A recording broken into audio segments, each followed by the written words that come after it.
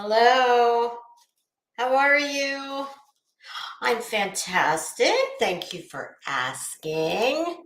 Happy Sunday. Hey, Headstones, Clancy, how y'all doing?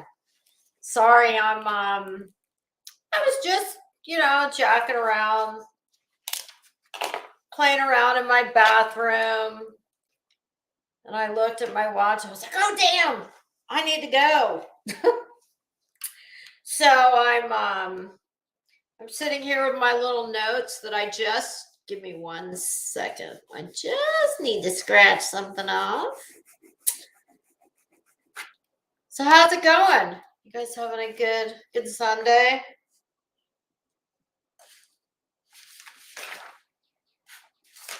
Okay. Headstones, I enjoyed your live yesterday while I was actually clipping for this show. Oh, it's so hard for me to listen to anything that has to do with Bitch Old Betty and not chat. But I knew that if I kept chatting, that it was going to make me even more late. And I'm still haven't finished the Oscars. The only reason I know that is because when I was loading these onto the desktop, I was like, wait a minute, I don't remember seeing that one. And I looked and it said Oscars. I was like, oh shit. So I would kind of like to get this done before next May. So you know what we're going to do? We're just going to hang out. I'm going to yakety yak until I can't yakety yak anymore. And then we'll finish them up. I think we'll probably get through half of them. I did see your email headlines, Headstones. How about Emmy? How about that? That's easier for me to speak without screwing up. I emailed you back. I don't know why I always think that I used to have it. Sorry, my earring is pinching me. I used to have Crimes and Fashion Proton. I don't know why right now I just have the Fashionistas, Felons, and Fur Loops, but it is what it is.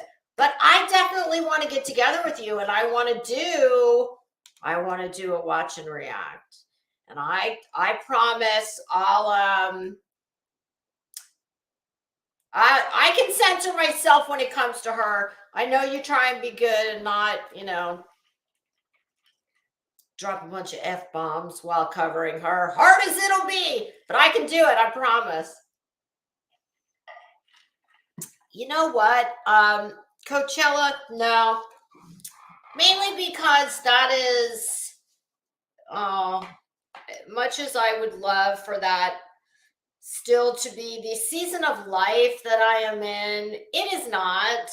So, so some of the clothes are like, oh God, really? Hey kid, how are you? So yeah, we're just gonna go through this and hey Sue. Well, I'm glad you made it.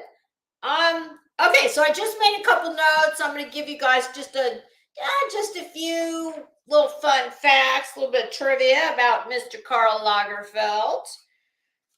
I'm going to read to you. For those of you who may not be familiar, the Metropolitan Museum of Art in New York City in Manhattan. If you have not been and the opportunity ever presents itself, go. Hi, Liza. How are you? Please, by all means, go. I was actually thinking I have lots of pictures on my phone from the last time I was at the Met. And interestingly enough, I was already in the city. Actually, I was there for Fashion Week and was planning on going to a couple shows through American Express has like a concierge service where if you're a member and I'm not sure if you have to have so many points or how that works, but they can get you tickets to fashion shows, some of them. Of course, while they can procure the tickets for at no cost, you of course have to pay for the tickets. And there was really nothing that was available that I was with my mom and my dad, and it was one of those things where the tickets that were available, I said, no way, not for that kind of money. Hell no, I'm not interested. God, I'm trying to remember who was available. I want to say maybe Alice and Olivia might have been one. And listen, I love Alice and Olivia, but to pay per ticket what they were going to cost, because you have to work within A, what's available, B, what you want to spend, and the location of where the show's being held. Because listen, not all shows are held in Bryant Park in the tents. Okay, they're just not. And God, why do I want to see Betsy Johnson? They were labels you would know. I mean, listen, I never thought I was going to be sitting front row at, one of the big, huge designers. No. But once we knew what was available, I just said, well, me being me, I looked at my dad and I was like, you know what? Because that's the sole reason we went, was to go see it. I've been going to the city since I was a young girl, but this trip was to see a show. And while we were there, I did see Kinky Boots. That's one of the pieces of art that's in my office that y'all can't see. But someday I'll pan the camera over there because it's all signed by the cast, and the money for that print, it all went to AIDS research. So I saw Kinky Boots. Did I see something else too? I did. I saw another show, or did I only see one show? We did other things. It wasn't like the only reason we went to the city was to go see a fashion show. No, but that was part of it. And so when he gives me the choices and I hear how much the tickets are, I was like, no, that's stupid to spend that kind of money to go see something that I'm not like, no. So of course, Lisa being Lisa, I did look at him and say, no, you know what? For that kind of money, I'd rather you take me to Louis Vuitton and buy me a handbag. And that's what we did. And I was quite happy with that bag. Much happier with that bag than I would have been at seeing that fashion show. But I had been to the Metropolitan Museum several times, but during that trip, oh my God. And this is what I so vividly remember from going to the museum. Okay, number one, I did not realize that the Anna Wintour Costume Institute, which is what the Met Gala, it goes to benefit the Costume Institute, which is named after Anna Wintour. So any of you that are familiar, if you've been in the Met, when you walk in, it's immediately to your right, kind of like behind the information desk, sort of, and where you buy tickets. Oh, and the Met is one of those museums where when you go to buy tickets, it's on a there's not a set price. You make a donation and you pay whatever you can afford and you want to give. You don't have to pay anything to go in there.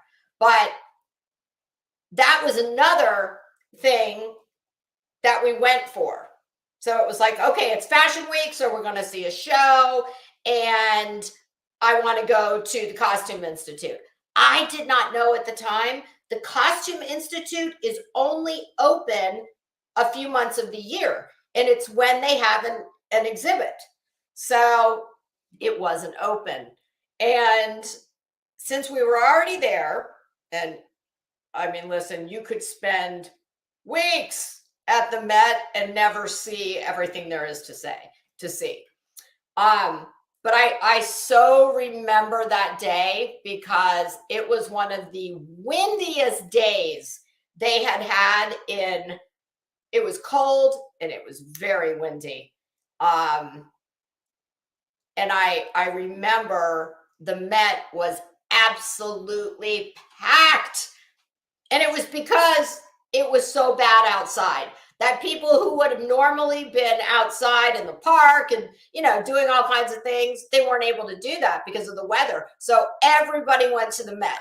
But I have some fantastic pictures from I forget what the gallery is. It's kind of like it's, like French history, a lot of,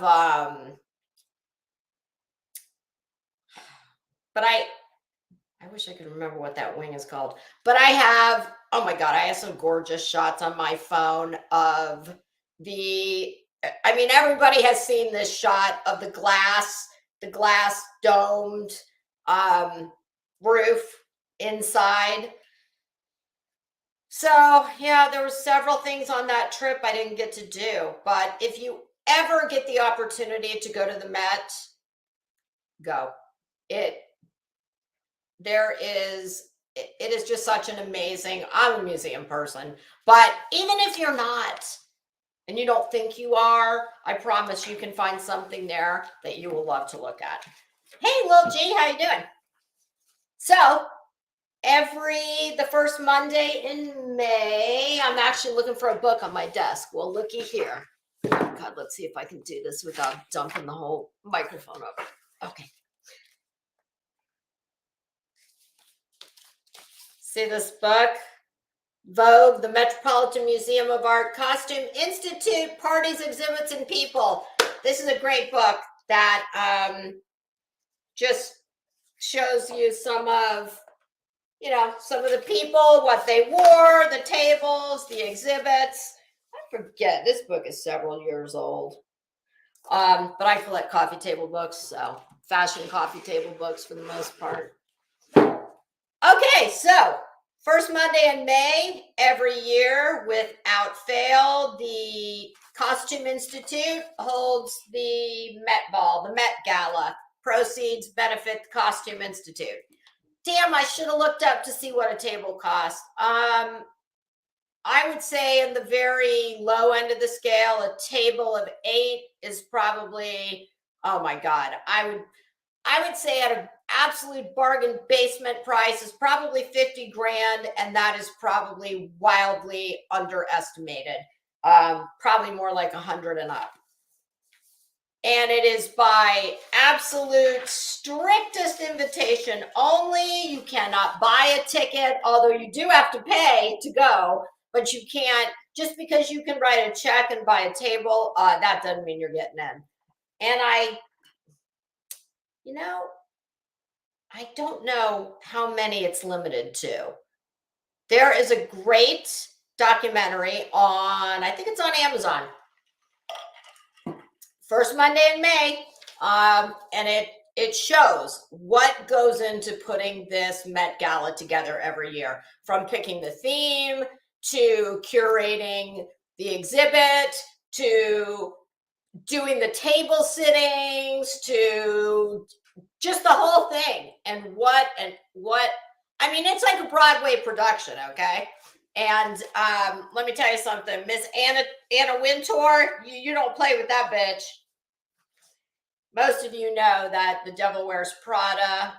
What was her name? Miranda Priestley. Yes, it's widely believed that Miss Miranda Priestley was modeled after Anna Wintour. And yeah, I wouldn't be surprised. Okay, so the curator of the the Met Costume Institute is Andrew Bolton. He has been for quite some time, and he does an amazing job with every exhibit. The one I had just missed when I was last in New York was, I think it was Heavenly Bodies, which was the exhibit that was mainly focused on like the Catholic Church and religious themes. Okay, so I'm just going to read you a little bit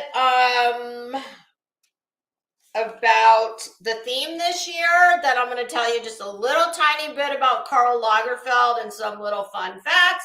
And then we're getting right into the pictures. The Metropolitan Museum of Art honored the designer Karl Lagerfeld with a retrospective of his work with Balmain, Patou, Chloe, Fendi, Chanel, and his own line. The posthumous exhibition, Karl Lagerfeld, A Line of Beauty, which will be held from the 5th of May through the 13th of July, spans Lagerfeld's 6-decade career and will include more than 150 objects. Chanel is providing support for the exhibition and the accompanying 2023 Met Gala. This 2023 Fete, I think that's how you pronounce it. It's French.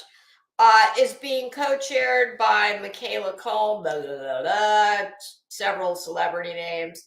Pritzker Prize-winning architect Tadao Ando will design the exhibit. Curator Andrew Bolton expounded on the exhibit's inspiration in the 2023 issue of Architectural Digest. Bolton noted that the tribute will focus largely on Lagerfeld's design process, specifically his sketches, named for English painter William Hogarth's concept of the line of beauty. The retrospective will showcase both the literal lines of Lagerfeld's drawings as well as the sartorial lines or silhouettes of his work. And then this is just something I scribbled down. Some of the things that are most associated with Lagerfeld and or Chanel are some of the following, but not all of them. Pearls, chains, bows, fingerless gloves, tweed, dark sunglasses, detachable collars, white shirts. Hey, Running Bear, how are you?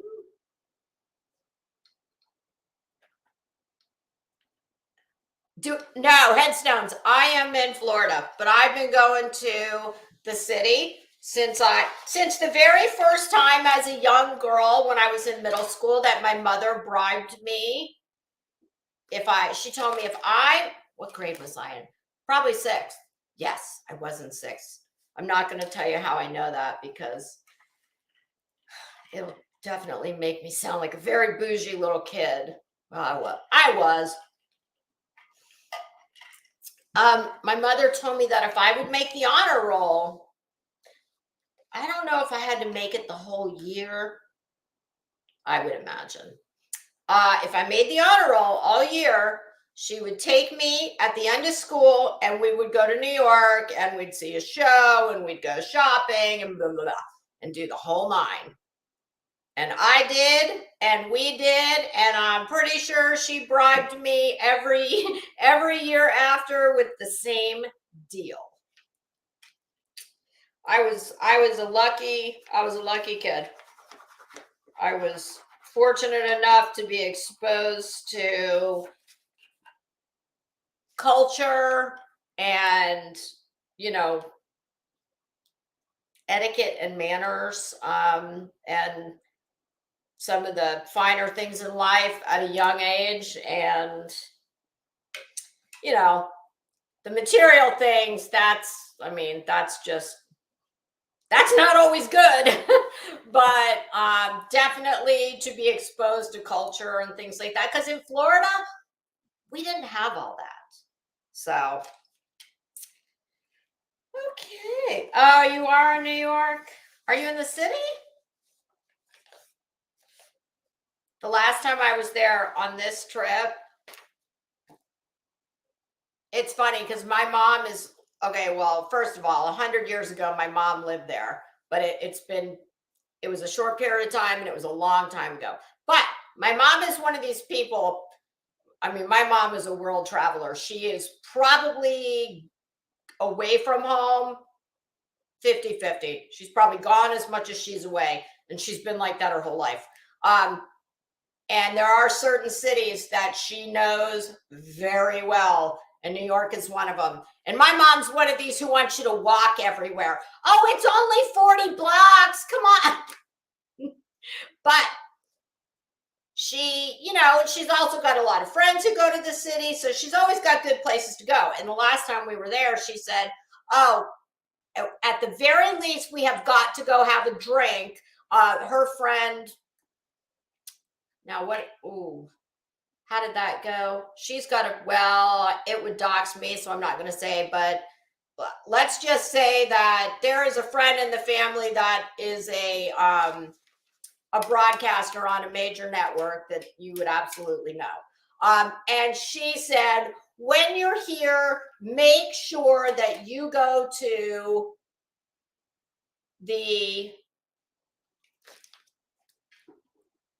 it was either the Mandarin Orient, was it the Mandarin or the Peninsula?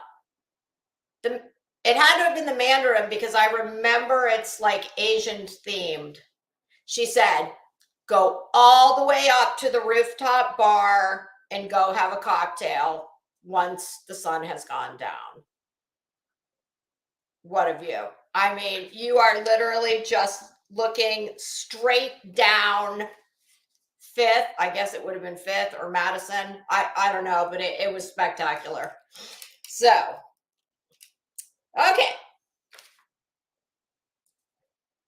Just a brief word about the man, the myth, the legend, Karl Lagerfeld. His career spanned the 1950s to his death in 2019. He worked at Baumann, where he was actually the personal assistant to Baumann. 1958, he became the creative director at Patou. 1962, Fendi hired him on to modernize their fur division, and he stayed on until his death while head of Chanel and creative design there. And I believe in addition to furs, he eventually became head of small leather goods as well. 1970s, he went to work for Chloe, and in 1983, he was hired on at Chanel, where he stayed until his death in 2019. And this is a quote. When Karl Lagerfeld was hired in 1983, Chanel was considered, quote, a near dead brand, end quote. And I do remember I asked my mom about that. I'm like, damn, do you remember like a time when Chanel, she said, absolutely. it was considered like old lady stuff. It was, oh no, that was what your grandmother carried. Nobody wanted a Chanel bag. I mean, I literally read that you could find them at garage sales. How amazing is that? Talk about a change of tide. My goodness. And he did freelance work for Charles Jourdan, Criza, and Valentino. Just a couple fun facts. Karl Lagerfeld's father was a member of the Nazi Party, and it was said that the reason his family was able to be pretty unaffected by the war was for that very reason. It has always been said, I think it's been proven, Chanel herself, who's the great love of her life, was Boy Capel. Boy was his nickname. I don't remember what his real name was. But she was always said to be a Nazi sympathizer. Karl Lagerfeld had a cat named Choupette, who he loved that cat. Lagerfeld never married, and he never had any children. But that cat, he was crazy about that cat. And there are people who think that little cat is very wealthy. And by the way, Choupette was issued her own invitation to come to the Met Ball. She declined. But as you're going to see, there was a certain celebrity who paid homage to Choupette. And Lagerfeld said this quote of Choupette. Quote, "She is peaceful, funny, fun, and gracious. She's pretty to look at and has good poise, but her main quality is that she doesn't talk." I love that. Karl Lagerfeld actually owned one of the world's largest personal libraries. He had over 300,000 books. And I did read another quote that in the later years of his life, he absolutely, the only thing he bought and collected were books.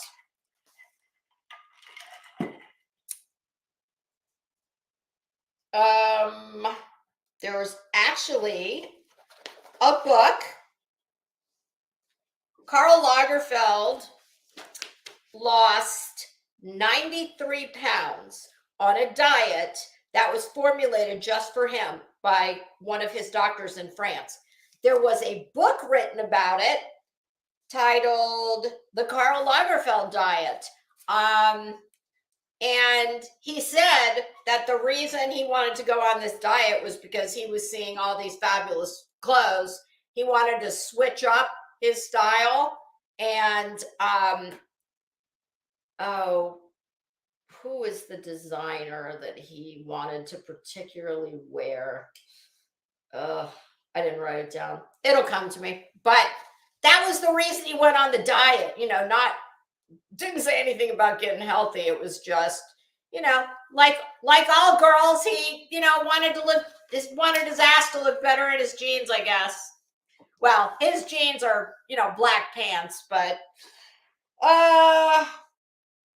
he died in 2019 from complications of pancreatic cancer. And in keeping with Lagerfeld's wishes, there was no funeral.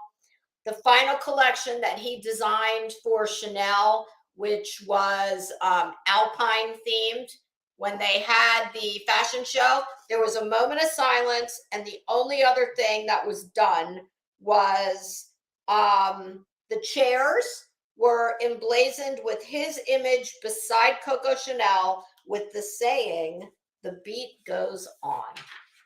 So there you have it. All right.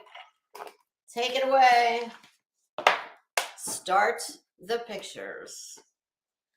All right. Let's see what we got here. Whoops. I have to say, I think I liked more than I didn't like. Um, there were definitely some oh shit, hold on. There, put it this way, the ones that sucked, well, oh boy, they spectacularly sucked. Okay. And I tried to make these as large as I could. Oh my God. I love this so much. My God, is that gorgeous? And that is, let me tell you what her name is.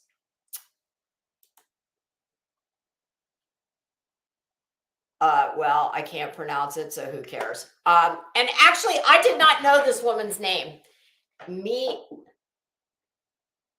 I don't know. I can't pronounce it. Wearing Carolina Herrera. That, my God, that is just absolutely stunning. I love it. Love it. Let me, you know what? Let me see if there's a, no, definitely that's not going to work. I wanted to see if there was a better layout. But no, what did I just do?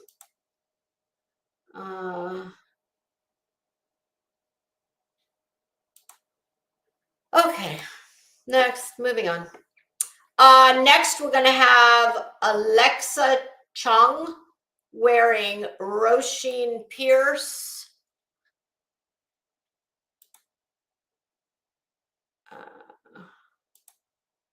Oh, damn it. Sorry. I haven't done this in a while, so I'm rusty on this one. Okay, there we go. Yeah. Well, as much as I loved the last one, I hate this. It's just so stupid. Just none of this shit goes together, okay? It's so, I don't mind the top, but the bottom, which yeah, it's a skirt. I just hate it. It's there. Your eye doesn't even know where to go. It's just, no bueno. And I mean, just look how heavy the top looks. Well, and then of course we definitely could have done without this headpiece shit going on. But I just hate that skirt. I mean, to me, it looks like a nightgown. It looks like a negligee. I agree, So Flo. It's not. The top. No, it's all competing. We've got vertical lines in the skirt, which we're going to then break up even more with these inset lace panels. And then we've got the horizontal, even though I don't even think it's defined. It's just got applique bows everywhere. And then we've got like pin tuck pleating and some type of modified ruffle looking deal. It's a friggin' mess, and it's all competing with each other. I hate it.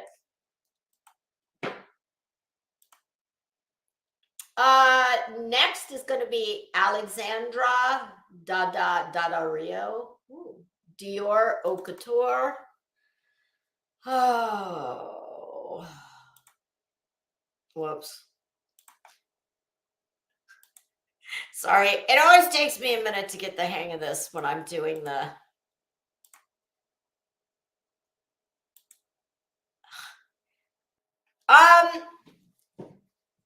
Okay, the dress itself,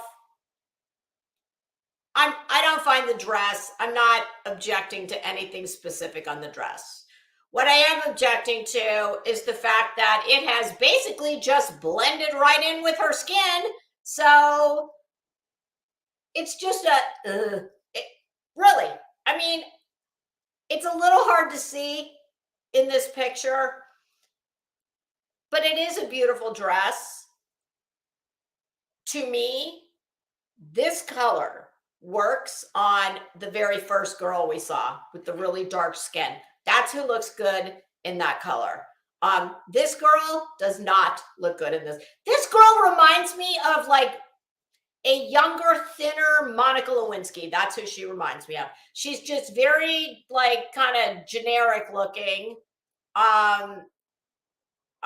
I mean, if you put an Ann Taylor dress on her with a blazer, and she could be working in any office anywhere. She's this. It just does nothing for her. Not a damn thing. The dress itself is very pretty. It is just not very pretty on her. The fit is fine, but it's just, I just don't understand. Like, I know that not everybody cares about being tan. Okay. I know that's me. I'm a weirdo. I start feeling sick if I don't have a fake tan. But that's because I've got a complexion like hers. It's sallow, and that is not to say that she couldn't have found a dress that would have looked phenomenal on her skin as it is without a tan. She could have, but this ain't it. No bueno. Sorry. Okay. Next is Alton Mason wearing Karl Lagerfeld. Oh, for fuck's sake. I don't know who this guy is. I don't know why he is in this, but this, I mean, I don't even have the words. Oh, headstones. I have a machine, but I'm trying to, you know what's a good one that I used to use before I had the machine is, oh, wait a minute. I can see the bottle. Is it Venetian? No. Norvell. Norvell, the one in the purple tube, and it's called, just leave me a comment and I'll give you a screenshot, because there's, Norvell makes so many of them and I've used so many of them. Off the top of my head, I can't think of the name of it. Okay, I don't know who this dude is. I'm assuming he might be a singer or in a band or something. Listen, I'm cool with a guy in a dress or a skirt. I think you have seen, there's been several times where, oh, the Grammys. Wasn't there another one between the Grammys and the Oscars? Oh, Golden Globes. There were a couple men that were wearing like caftan-y kind of looking thing, and I really liked a couple of them. This, I mean, I don't even understand this. I mean, what was typical many, many years ago, every runway show of any designer of any size did a wedding dress, was the finale. This is Little Nas. I thought Little Nas was in the silver deal. This says it's Alton Mason. That's weird. Where did I pull these from? Vanity. These are pulled from Vanity Fair. To me, I don't give a damn who it is. This is an absolute utter shit show train wreck. I wouldn't want to see this on a woman, okay? I damn sure don't want to see it on some emaciated looking dude.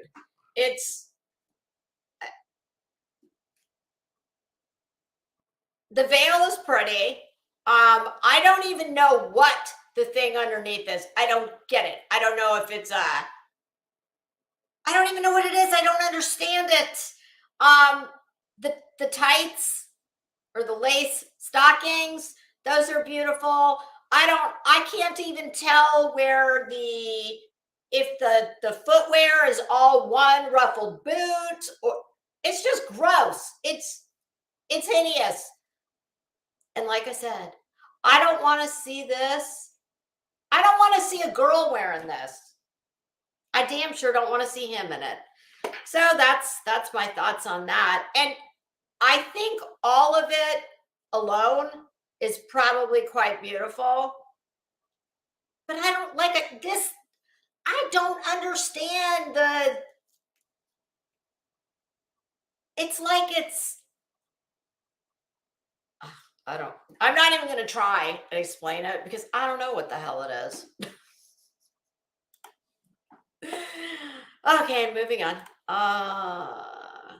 Amanda Seyfried, oh shit, I don't know. Wearing Oscar de la Renta. Oh, you guys are gonna. I got for those of you who know what one of my pet peeves are with these red carpet events, I got a perfect shot of one of my pet peeves. Hello, Kiko. How are you? Yeah, I hate this too. What the fuck? Like, hello? What is with all these girls? Okay, we're in Florida. It's summer. But we're all over the world. We're the country. We're getting into summer. Spring is pretty much over. Does anybody in New York go outside? What? And it's like, you know what this reminds me of? Do you remember those old school like nautical pictures that you would see made with string? I mean, that's what this reminds me of. The color is the shoes. Oh my God. Like, the only thing that could make it worse are these hideous shoes that are the exact same color as her skin with just a little bit of metallic hue. And listen, I'm going to need some professional somebody to tell me why. Is this some type of unwritten law I've never been made privy to, that when you are a woman appearing on a red carpet or going into an event that you need to wear a shoe where we're going to have at least that much of a gap in the back of the shoe because it doesn't fit? And it's hard to see in this, but you guys, I have got the absolute best picture to show you. So for those of you who maybe are not familiar with one of my biggest pet peeves when it comes to red carpets, and even just, well, you don't usually see it in print media, but when you see actresses, models, whoever's on the carpet, one of my pet peeves is the gap that exists for whatever reason. Apparently it's a law, and oftentimes the toes are like clenching over the top of the shoe. I don't get it. Like, and actually this girl is pretty attractive. Thank God she put that blood red lip on. Otherwise, you wouldn't even. It would just be like a big old poof of hair wearing a dress. It just, I hate it. It possibly if it was a different color, but that's probably not. All righty. This is someone named Anita. I think it's Anita.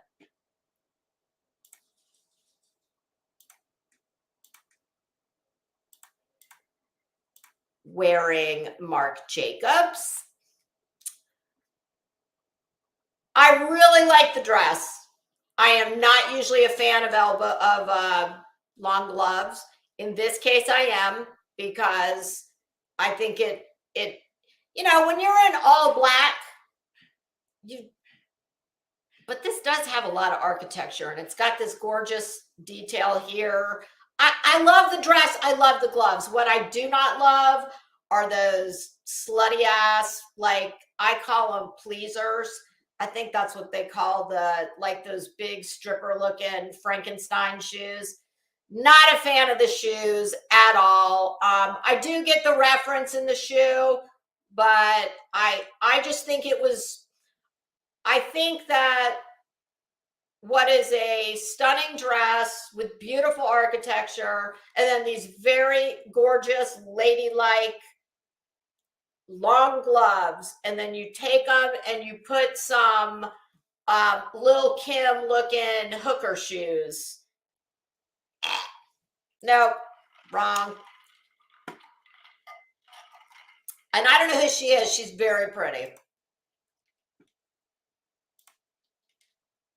Oh, and next up is Anna Wintour wearing quite naturally Chanel Couture, meaning this was made for her.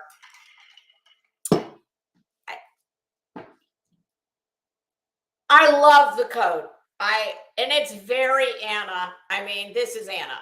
Anna's everything about Anna is Anna, and it's iconic.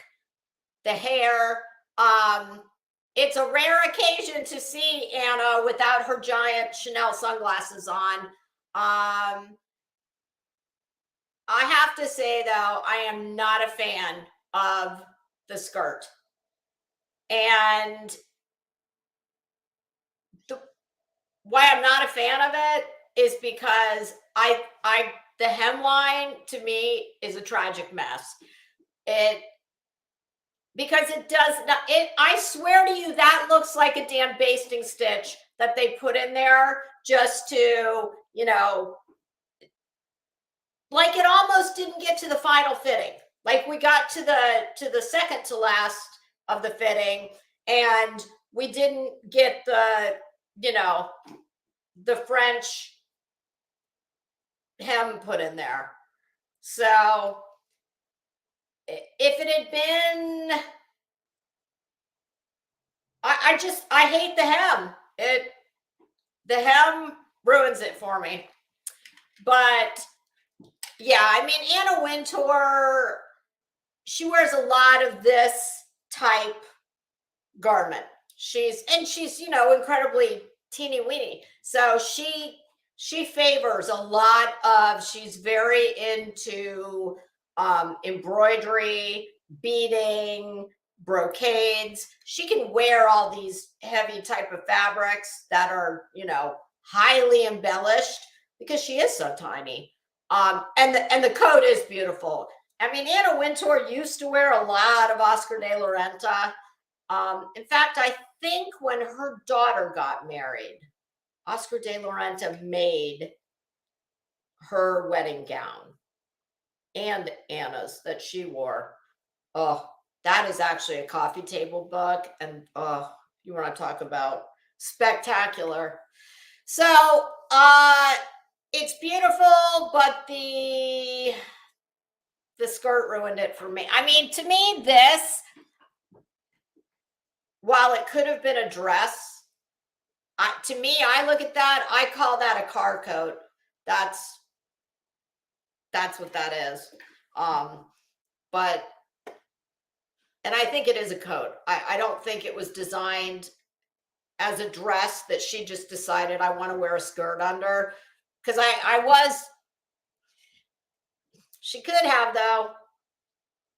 This is her silhouette though. Like even when you see her in, whether it's a documentary or, even in the magazine, whatever the case may be, that is a silhouette that she favors, is an A-line dress with a very wide skirt, a nipped waist and torso. So I tell you, that is one thing with Anna Wintour. She knows what looks good on her and she wears it. I mean, there's a time to experiment and then there's a time not to. And at the Met Ball, that's probably the time not to. Not for her anyway. This is, I think it's a Anouk Yai, Y-A-I, wearing Prabal Gurung. who I personally love. I wore a Prabal dress probably 2 weeks ago. Not such a fan of this, but I can appreciate the technical aspect of it and how, hold on one second. I wanted, no, never mind.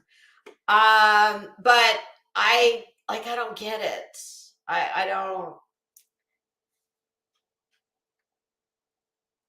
I can't, and I couldn't see it that well when I looked at it online. The white in the skirt portion, I don't know if those are like really fine pieces of like threading on that tulle skirt. See the train behind her? It's whatever it is, I don't care for it. I don't like this, the cup detail. There's just too much going on. And I love him. He makes really fantastic ladylike clothes with, classic silhouettes, but he finds a way, like that dress that I wore a couple weeks ago. It was when I did one of my lists. It was a video. While the silhouette was very, just classic A-line, but the whole back was scooped out, and then there was a very fine, like wired hemline detail. Let's see, who do we have next? Ariana DeBose.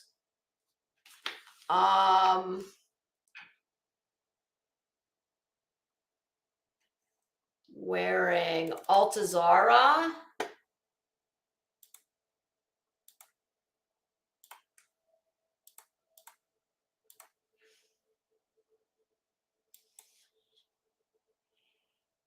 No. I like the color. Now, this is two separate pieces. It's hard to see. That is actually like some kind of a modified bomber jacket with embroidered detail, and then it looks like that the fox fur is probably around what would have been the, if she had the hood up. I like the color of the skirt, but that's about it. And the top is just a tad lighter than the skirt, but no. It's weird because it's almost like this thing couldn't make up its mind. Does it want to be like, because the top is giving me like hip, modern, almost streetwear, and then we've got Laura Bush on the bottom. So yeah, I think we're all confused. That is a no bueno for me. This is ASAP Rocky wearing Gucci. And this is actually on my best dressed list. I love this. It's hard to see, but the shoes are really cool. The whole cap of that shoe is all like spikes, and I really like it. I mean, he's a little cash for the Met Ball, but I mean, I don't know. The minute I saw it, I liked it. It's hard to see, but he's wearing a Gucci monogram belt. I just think it's super cool. And to me, okay, this is how a guy wears a skirt. And technically that's not a skirt, it's a kilt. It's a kilt with a train. But I don't know. And I don't even know who he is. I assume he's a rapper, but I like it.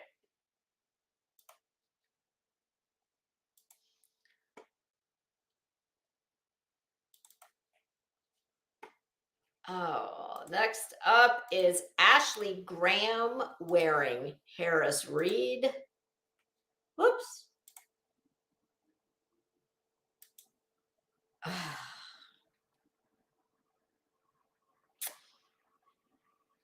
You know, I love the two colors together. I love the two materials. The silk charmeuse contrasted against the black velvet. I like that.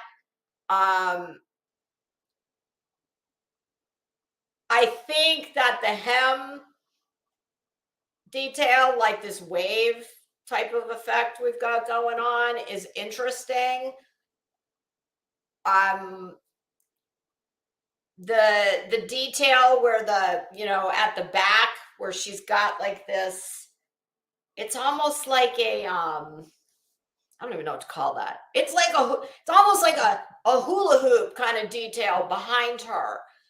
All these things in and of themselves I find interesting, but putting all of this to me, she should have picked one or the other. You're either going to go with the back detail, or we're going to go with this giant wave on the hemline. And I really am not a fan of the ass ruching. The drape and ruche right under her ass. That, because let's face it, she's got some ass. I don't think we need to be drawing attention to it. But I think my guess would be, because I can tell you that silk charmeuse is one of the most unforgiving fabrics that there is. That is a skinny woman's game. And my guess would be that they had to do that.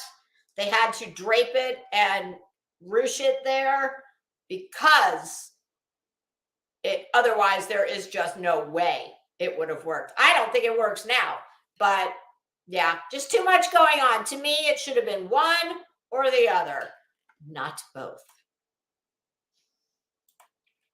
Is she the plus size model?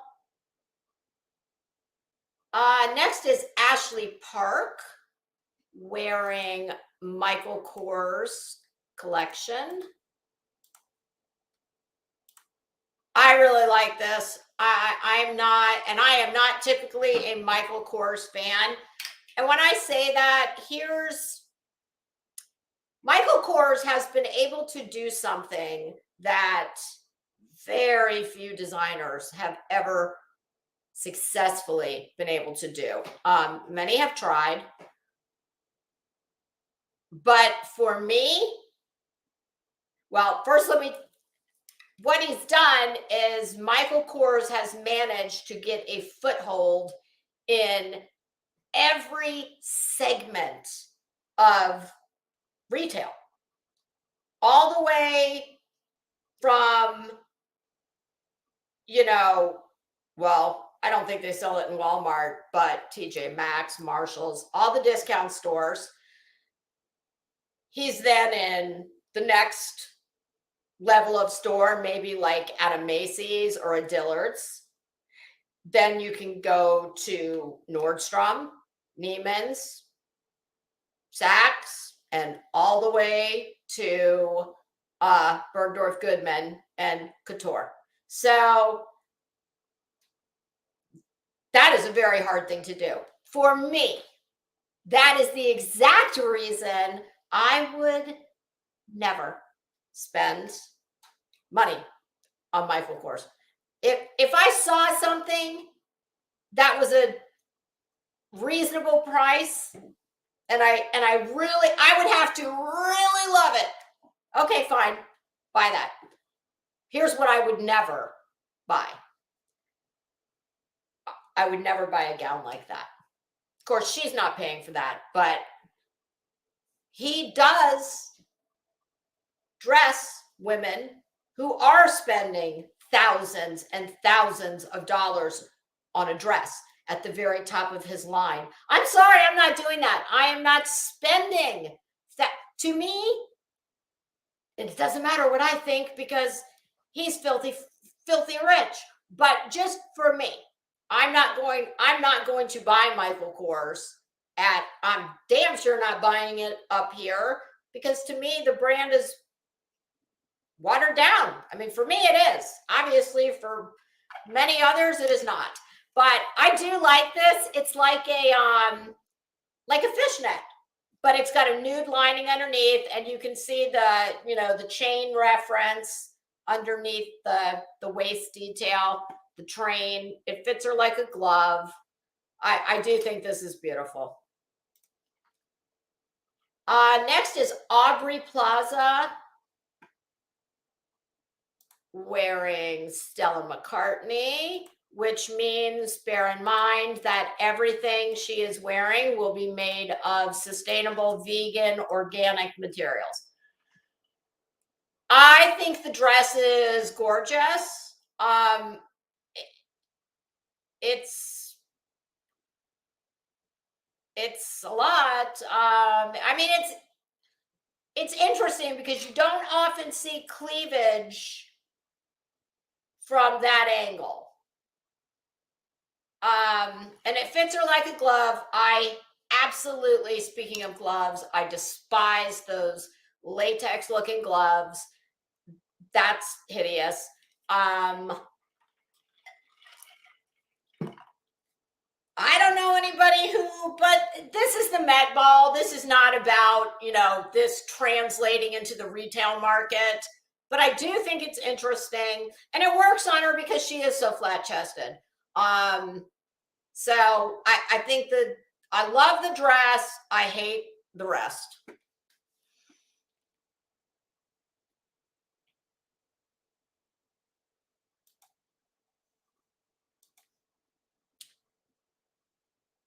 Aurora James wearing Bode. Oh, this girl is adorable.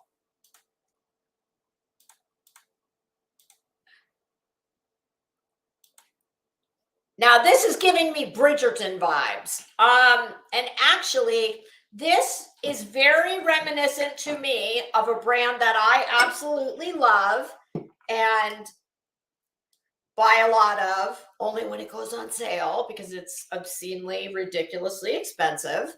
And that is Love Shack Fancy.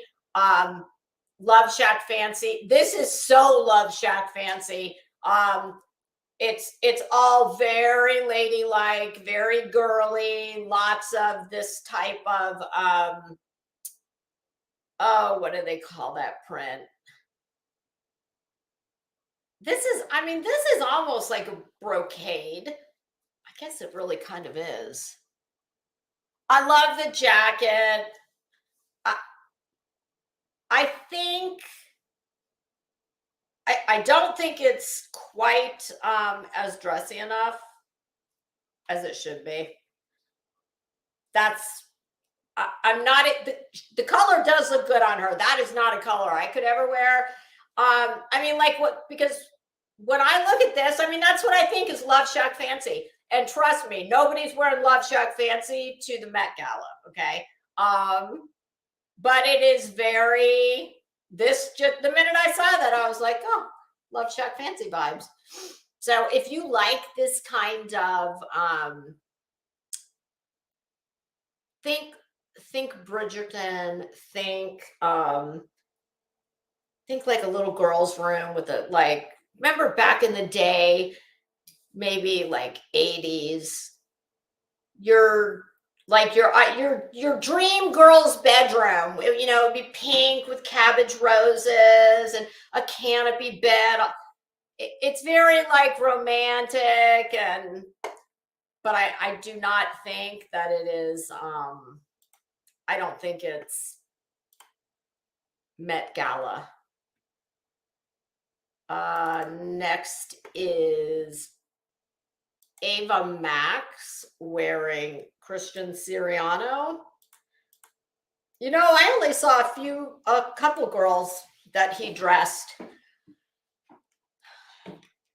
I think this is absolutely stunning.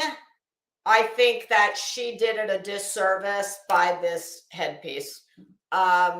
Because I think that headpiece is drawing attention away from this absolutely gorgeous the top, because that's all that is beaded. It's beaded at the collar, semi sheer through the shoulders, and then right above the bust, that is all like heavily beaded. So overall, I like it. I hate that headpiece. This is usually he usually dresses a lot of the celebrities for, the really super formal things, and he's great at that.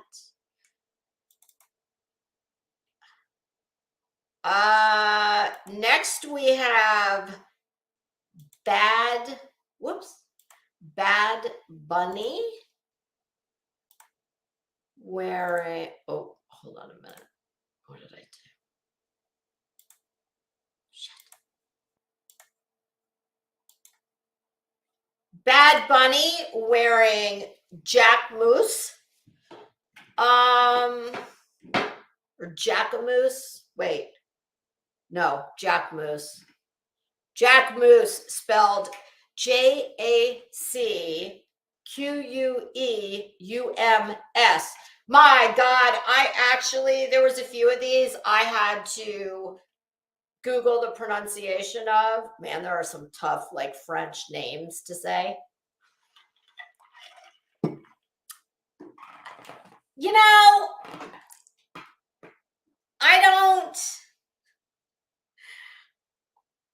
I'm not sure. I'm not opposed to like the all white. I think that's I think it's like a jacket, the big rosette looking deal. I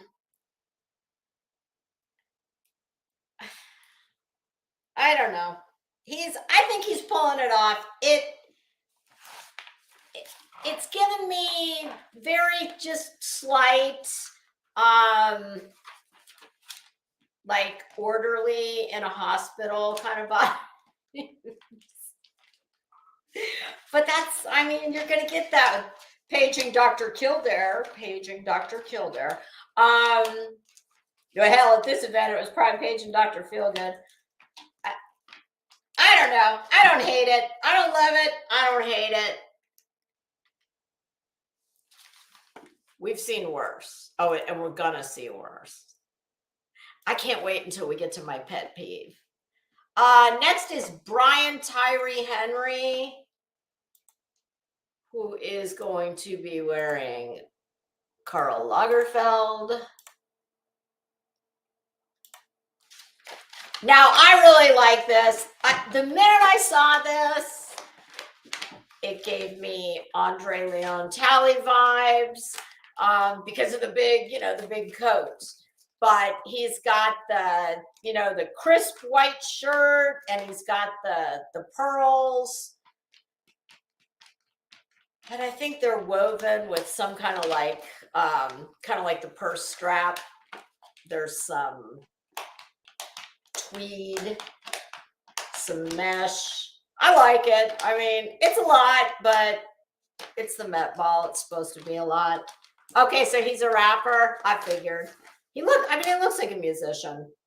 What's funny? When I first saw him, right after the Andre Leon Talley vibes, Black Eyed Peas was the next one that he gave me.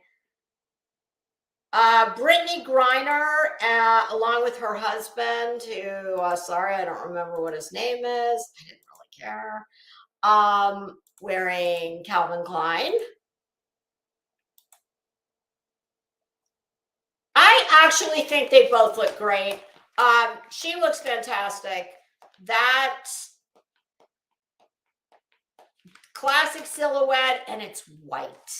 And white, listen, she's not a little teeny tiny thing. She's a big girl. She's got big broad shoulders. I I wish he'd have had a belt on now that I'm looking at that, but I don't know. I mainly clipped it because of her, not because of him. But I think she looks amazing. That it's so, it's not the most exciting thing in the world, but that's and the hem notice is done right. At least I think it is. Oops. Burna Boy. Gee, let me guess. Is this guy a rapper by any chance? Just his name alone, Burna Boy. Wearing Burberry. I like it. It's interesting, and he's got this like train detail, and I'm assuming that train is coming off that jacket, I guess.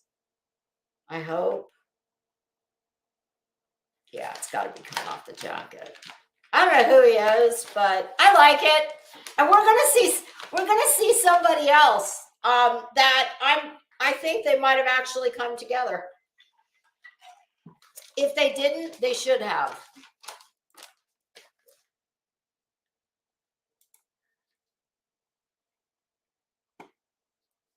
Next is Camilla Maroney, I believe it is, wearing Rodarte.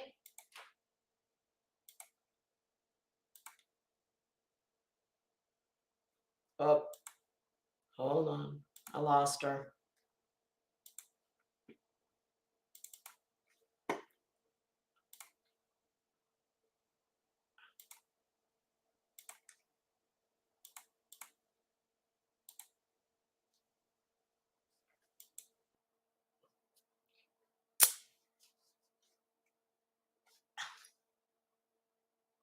I think I like it.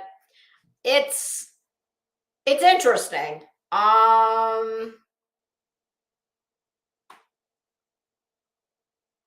This is almost just like a dickie. Do you guys know what a dickie is? And I love the train on the back of that skirt. I just like, now see, to me, this is how you do interesting architecture, but it's not all like competing with each other. I mean, and black and white are always perfect together. And I like the lace with the velvet. So I think it's beautiful. And I like that, her hair's just natural. And notice she's not super tan. I know I always talk about the tan, but this is a perfect example of how you don't have to be tan, but you've got to pick colors that don't make you look dead. Hi, Cash. Next is Cara Delevingne. I believe that's how you say it. Wearing Karl Lagerfeld.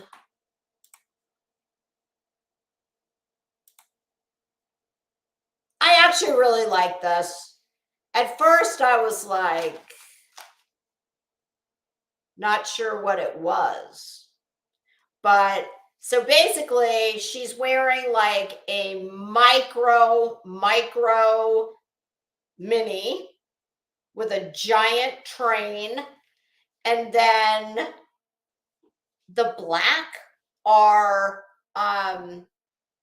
they're just like thigh high leggings, kind of. Because first I thought they were pants, and then I'm like, no, because you can see the skin. So no, they're some kind of leggings. I mean, and you notice she's got the modified fingerless motorcycle gloves, and the dark glasses. And Karl Lagerfeld was white shirts were his thing. White shirts. Major, one of his own personal calling cards. I mean, she's got all well, almost all of Lagerfeld's personal signature looks that she's got in one outfit. And I mean, it's kind of kooky, but I like it. I mean, I think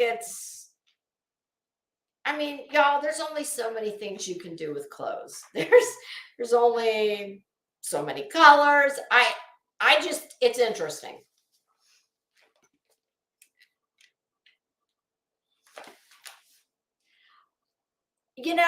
What's with the hair? Hopefully it's a wig.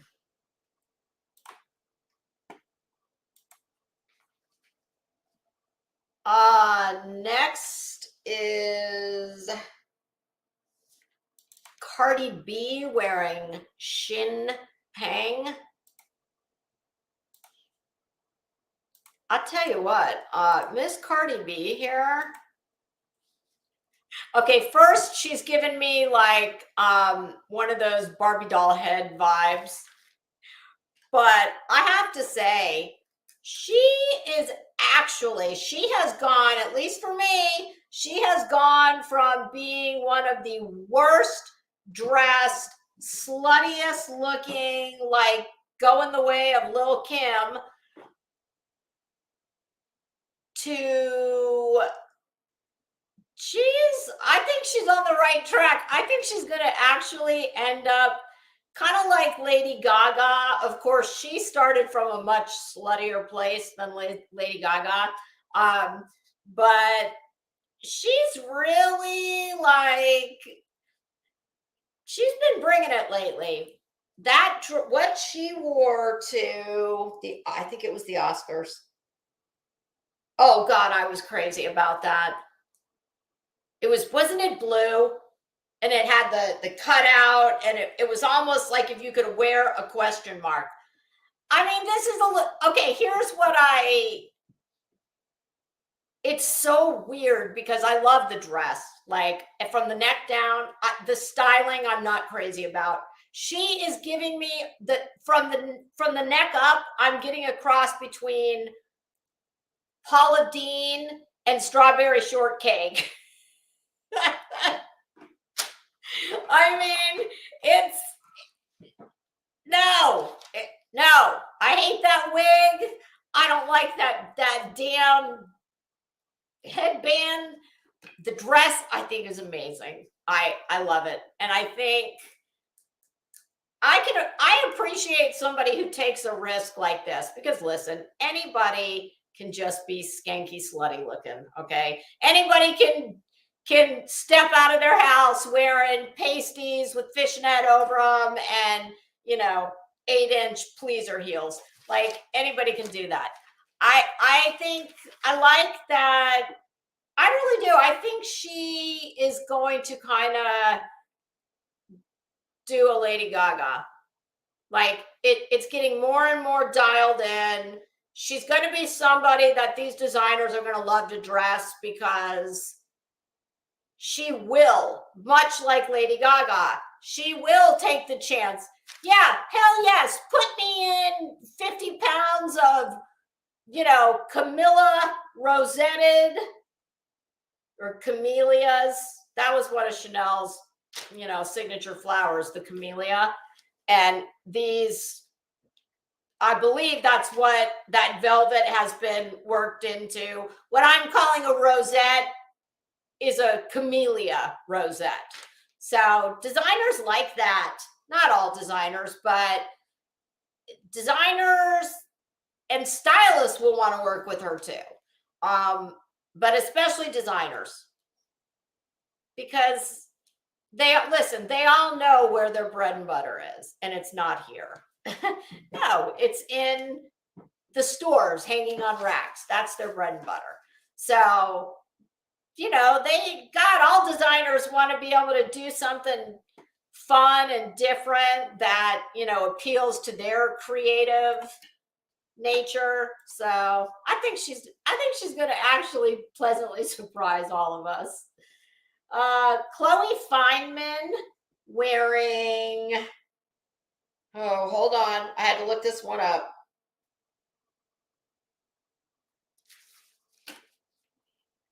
Okay. I'm going to spell it and you tell me how you think you would pronounce this. Wiederhoeft.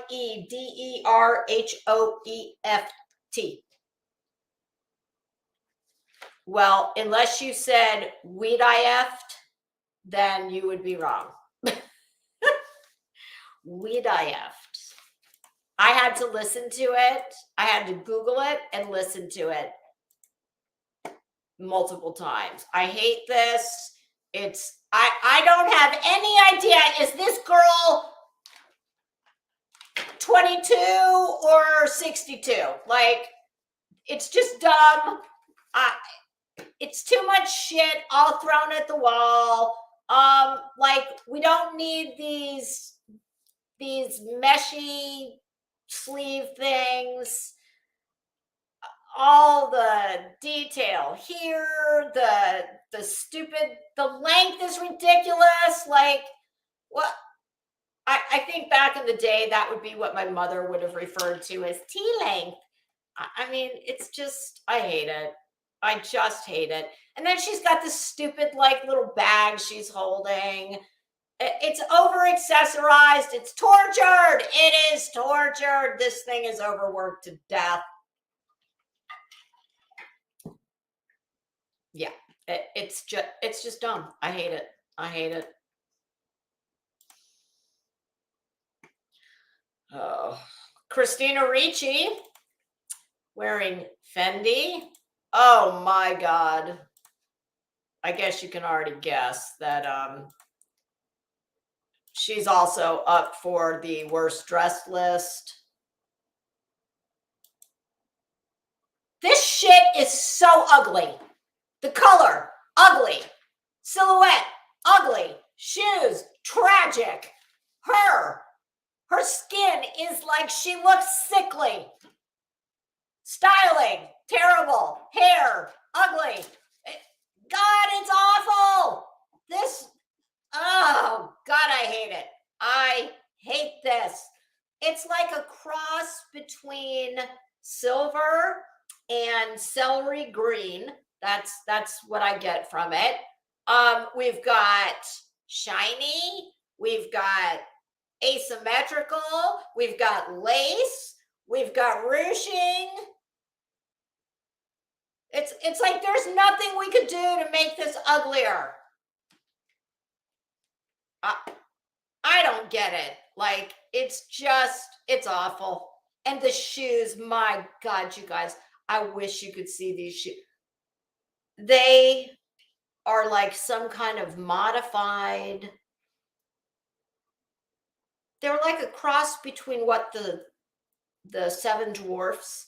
Like, if the Seven Dwarfs shoes had like a little kitten heel on them. Oh, it is so god awful. Horrible. Next is Conan Gray wearing Balmain.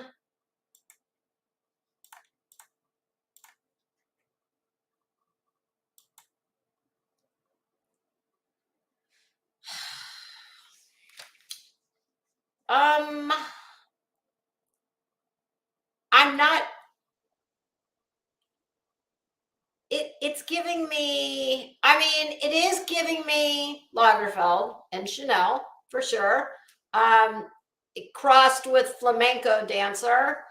I'm not sure if that's a fan or if that's a purse, but whatever it is, it's not necessary.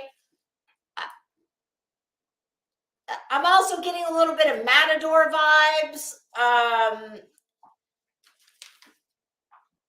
I can live with everything from the jacket up.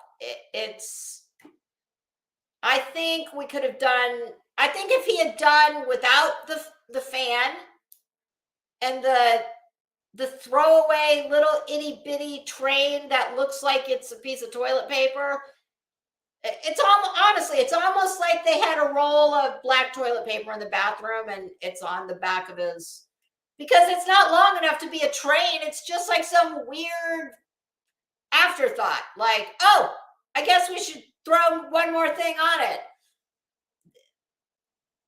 I was getting enough Lagerfeld without the fan. I mean, everything else, I got it. The fan it's overkill. It's too much. Or if you needed the fan, like, we don't need it to have, chains and pearls on it and lace and. It's just too much. Too much.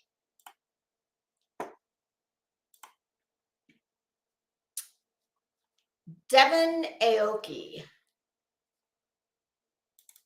with Jeremy Scott wearing Jeremy Scott. And if anybody does not know, Jeremy Scott was creative director of Moschino. I don't know if he still is or not. I love this. I think they both look amazing. They are perfect together. I love his jacket as much as her dress. I think they look amazing. Amazing. I love how the wing detail on the bust line, he has taken to the lapel of his coat. I just love it. Love it.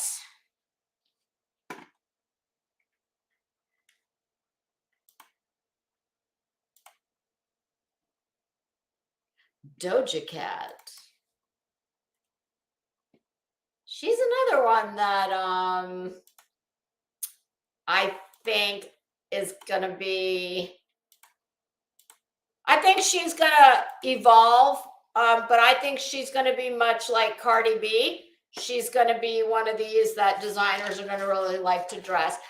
I think this is really cute.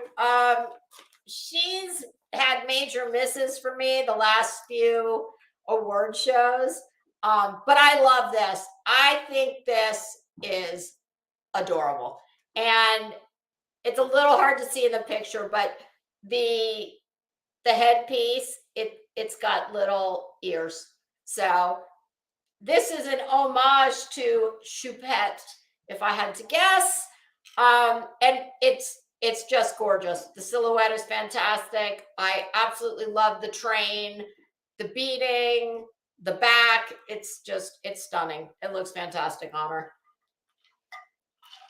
And I don't think I was very happy with her at the last shows.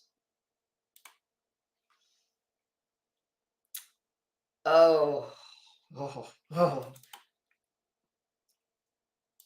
My God. Next up is Miss Donatella Versace wearing Versace.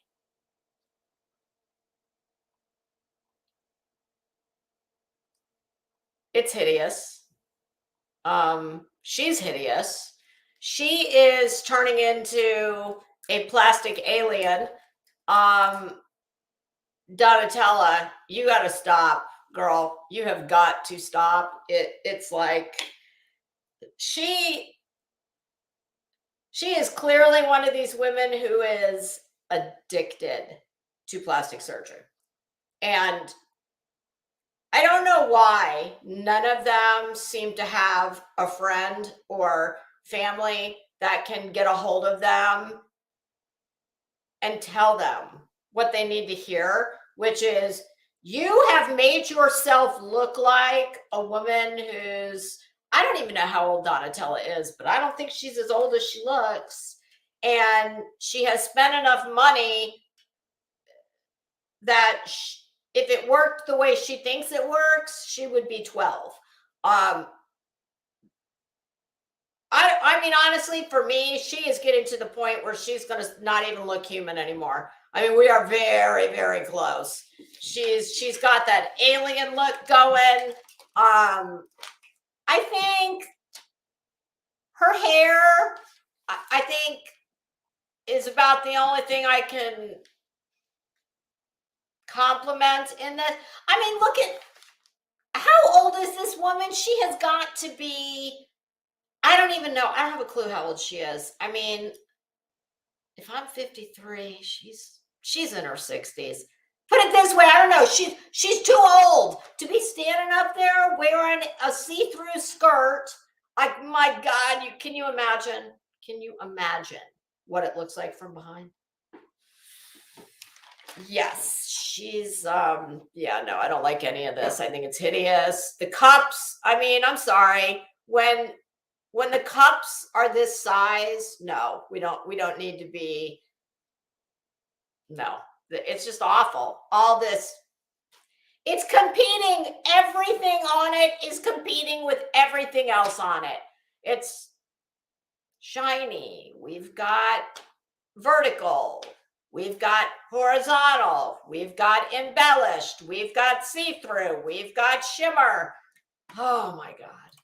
I mean, she's a hot ass train wreck.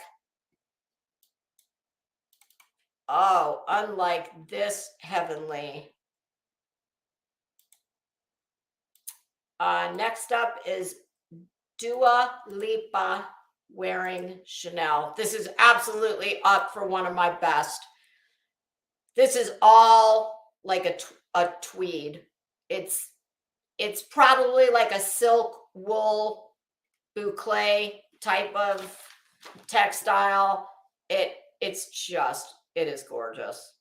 The silhouette is perfect. She is beautiful. The jewelry is perfect. It's gorgeous. Gorgeous.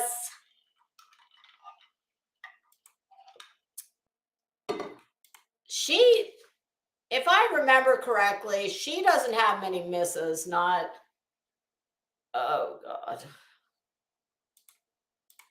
Whoops.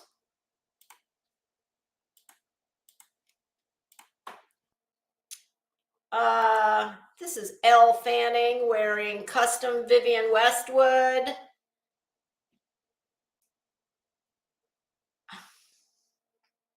I don't know why she's carrying a hedge with her as a bouquet, because we don't need that unless that's her table arrangement.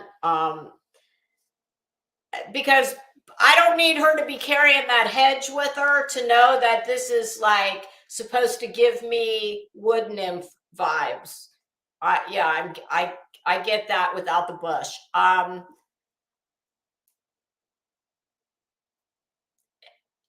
This to me is one of these. I mean,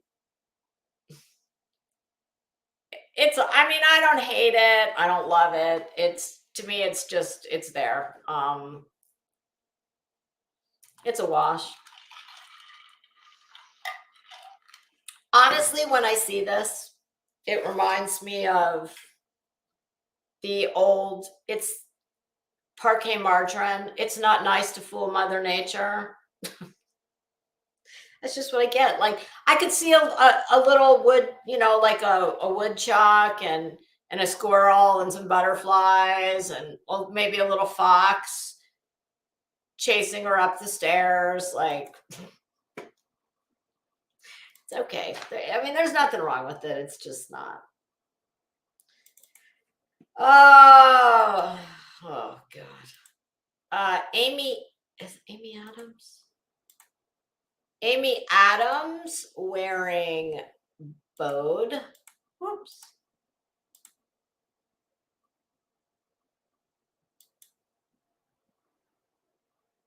Is she pregnant? That's the only way I'm going to not absolutely crucify her for this.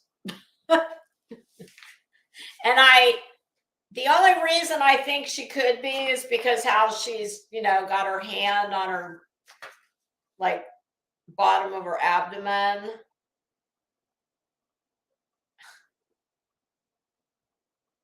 Cash the theme.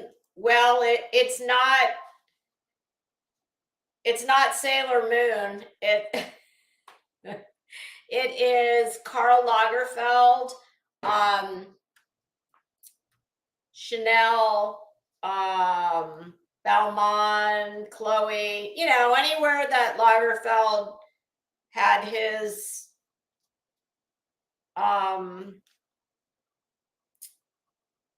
fingerprints throughout his career, but mainly Chanel.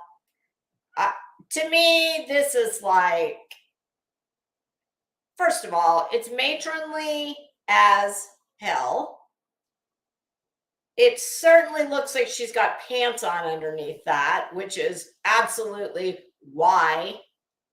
I mean, it's to the ankle. I think the pants are redundant. Those shoes are ugly as hell. I mean, they're just hideous. I could have gone to like Pelts and picked those up. I, I get it. Not all women want to wear 6-inch heels. I totally understand that. But there's like, you don't have to wear those hideous things. Um, the giant hair bow. What in the hell? I don't understand this at all. She doesn't appear to be a matronly aged woman. I hate everything about it. All of it. The color doesn't complement her. It has zero shape to it at all. I swear I think she's pregnant. And even if she is, it's still ugly as hell. Cash likes it. Oh, I can never say this girl's name. She is stunning. Emily Ratajkowski. Is that how you say it? Oh my God, is she gorgeous? Emily Ratajkowski wearing Tory Burch. When I saw this, I thought, oh my God, Penelope Cruz looks fantastic. That is so gorgeous. I mean, she is stunning. That dress is stunning. I love it. I think it's perfect. Her hair is perfect. The jewelry, it's gorgeous.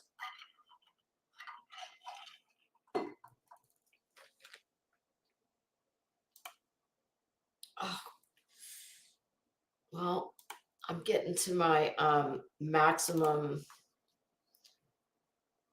sitting. Now, this one might surprise you.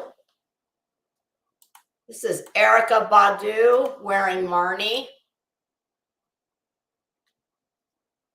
I love it. The only thing I really hate about this is the shoe. But listen, Marnie is a very kooky designer.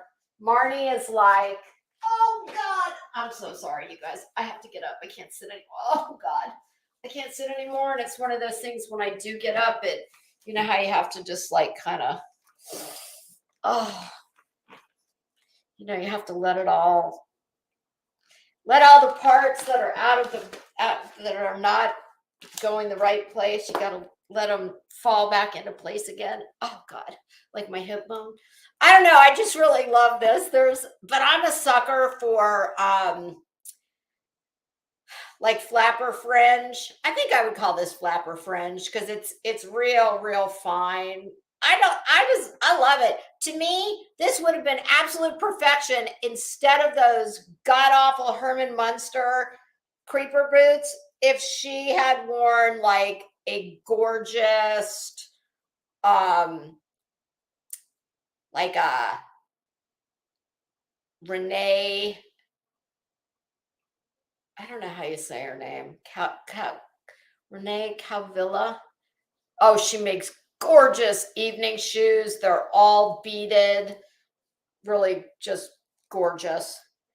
But yeah, Marnie is a real like kind of kooky designer.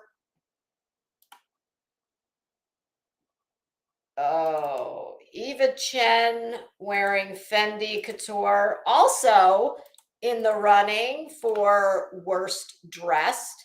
What the hell is this? It's like, it looks like tinfoil with inserts of whatever we had for dinner that night. That was, oh God.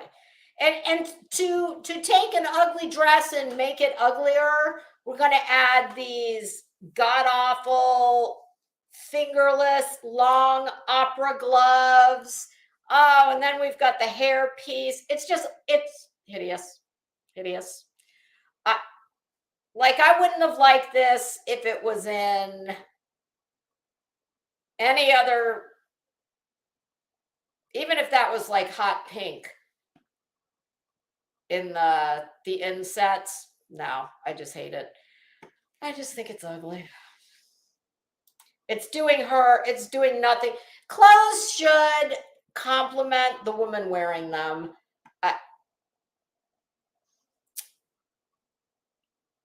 Okay, this is FKA Twigs wearing Maison Margiela artisanal, designed by Jean Galliano.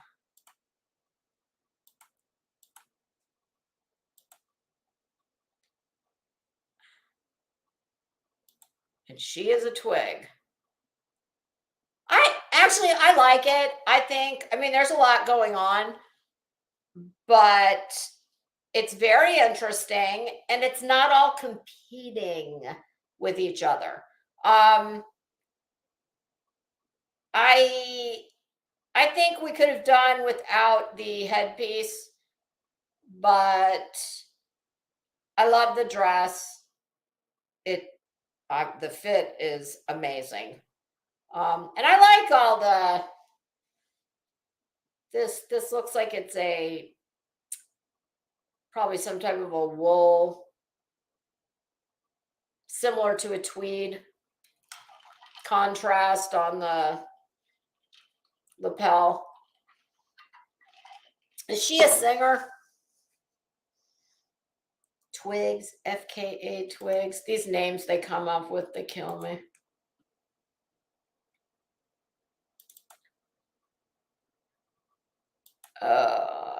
Next is Florence Pugh wearing Valentino. I hate this so much. And yes, this is the headpiece is absolutely dumb, but that's the least of our problems. This neckline is so gross because it literally looks like bunny ears or rabbit ears, and it's not. It just none of this bust is at all complimentary to her. This could have worked, but these like ear cups, I'm calling them because I don't know what else to call them. It's just, I mean, the way it's like under here, the way it's gapping, it's just no, nope. And she's a pretty girl too. It's like, hell, I think maybe the best thing about that was the damn headpiece. Oh God. Who is she? Well, actually, I don't even think. Oh no, this is Gigi Hadid wearing Givenchy, channeling Madonna like a virgin. It's a train wreck, and she looks terrible, and she's. I mean, truthfully, I think her sister of the two, I think her sister is prettier. This is just atrocious. It's slutty. It's got 1,000 different things going on. I mean, and when I look at that, I'm getting Madonna like a virgin. So I don't know how she's. I don't get Lagerfeld or Chanel except from, well, I mean, everybody and their brother has done some variation of the fingerless gloves. She's piled on a bunch of chains and pearls, but it's just slutty. It's just gross. It's slutty. Oh, Gigi, that was a bomb. Bomb.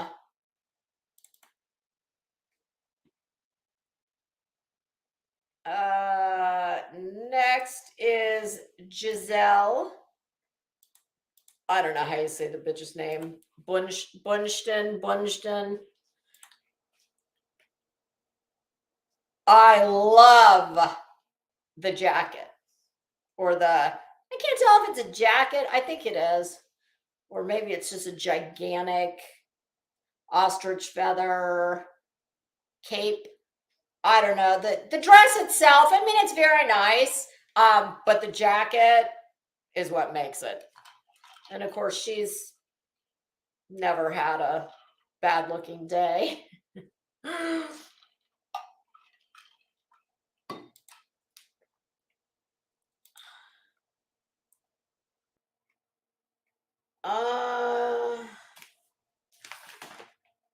me see.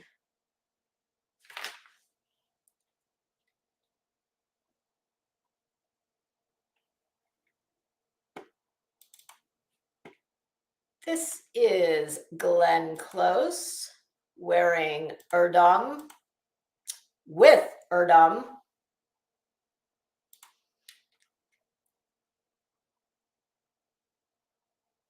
Yeah, no, this is a no for me. I mean, it's the dress is the same color as her hair, and I no, I don't get it. I don't. It's it's a frigging parachute. It's like she's wearing a parachute. So she's got just a voluminous amount of silk taffeta parachute, but it's shapeless. It really is. It is shapeless, and it's got a lot of like heavy beading and chain embellishment. I I just, oh God, it does nothing for her except make her look older than she is. Definitely not a fan. Okay, we are going, let me see how many of these. Oh God, oh shit, there's a lot left. Oh, there's a whole lot. Okay, so this is what I'm gonna do. I'm gonna pick out, let's do we'll do two more. And I'll do two good ones, and I'm going to do two terrible ones. Okay. Grace Elizabeth wearing Christopher Rogers. I'm sure I'm not going to have to tell you what I think of this. Oh, I saw this and I went, oh, this is what I would wear. Like I would, this is me. Like, I love this. And look up here at the top. This is very technically difficult to do, because the way they have matched up the seaming while also I'm not explaining this the way I want to. You see in the center, there's a diamond. All of that has had to be pieced together like that, but it's still, even though it's competing, it's not. You've got the chevron in the bottom of the bust of the bodice of the dress. It's kind of hard to see, but you've got chevrons. That is so incredibly difficult to do, to construct this. Yeah, huge fan. Love it. Which I'm sure comes as a surprise to no one. Let's see. Well, it just so happens to be that I really love the next one, so we'll do the next one. This is Halle Bailey wearing Gucci. So pretty. Really just gorgeous. I love I can't tell if it's a coat or if it's just like a giant, like a boa or a wrap. But it fits her like a dream.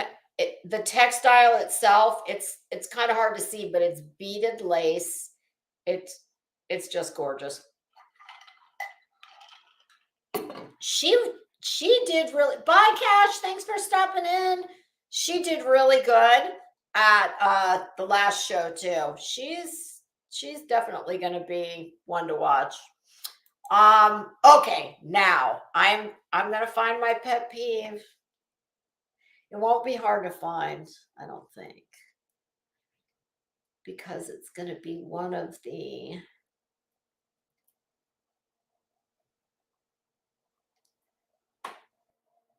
Oh, well, here it is. Oh, and it just so happens that the dress attached to the pet peeve, I also despise.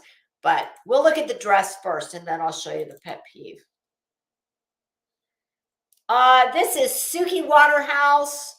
I believe she's wearing Fendi. Yes, wearing Fendi with Robert Pattinson wearing Dior for Men. He looks homeless.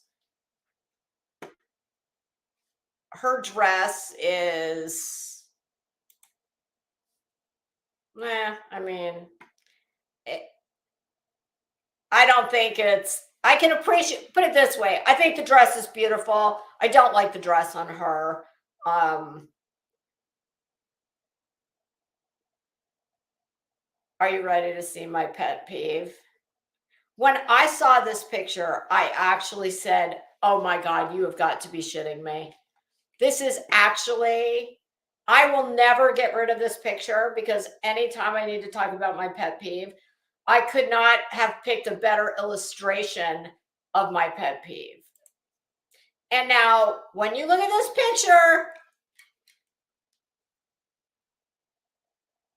on first glance, you're going to know what I'm talking about, but then you're going to look at it again and you're going to go, what the hell? And yes, I believe it might be something that let's just say these were not the shoes for her, okay? For whatever the reason.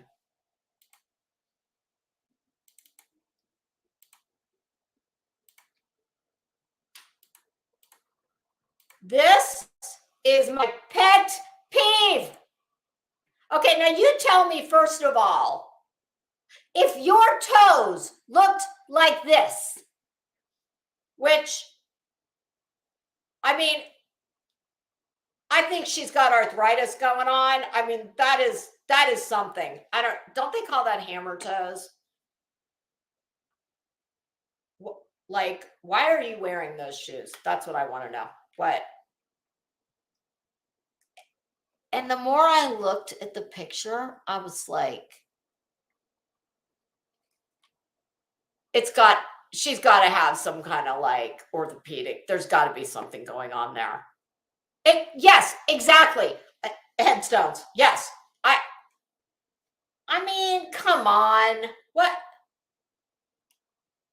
But this is common. I'm telling you, even old Giselle that we just saw, you couldn't see it in that picture, but she's a repeat offender. She has always got, well, first of all, her feet are probably like a size 11. Giselle has huge feet. A lot of those models do because they're freaking 6 foot tall. They've got big feet. They're built like a giraffe. And because they're so tall, it's like their back has always got this arch in it. And they're when they photograph, it's always like they're falling forward. And they're always just hanging off the end of the shoes, and there's a big gap in the back. Oh, Liza, I agree. This has got to girl. No, these are bad shoes, okay? I've been wearing those since I was like, my mom will tell you I came out of the womb in them. Hey, Amethyst Moon, how you doing? However, my toes don't resemble anything like that. That to me, I think that's probably like a degenerate, like a arthritis or something. Like a legit. I don't think that cannot just be from shoes. No way. But I looked at that and I was like, my God. But I agree. Oh God, yeah, that it hurts me it hurts to look at it. Okay, I told you I was gonna show one more. We need a bad one. Okay, let's see.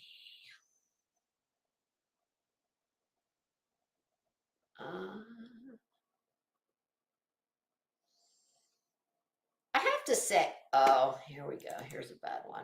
And interestingly enough, they don't even say who designed this. Michaela Diamond wearing They Don't Want You to Know because it's so effing ugly. Oh, wrong color, wrong. I don't mind the skirt portion of the dress.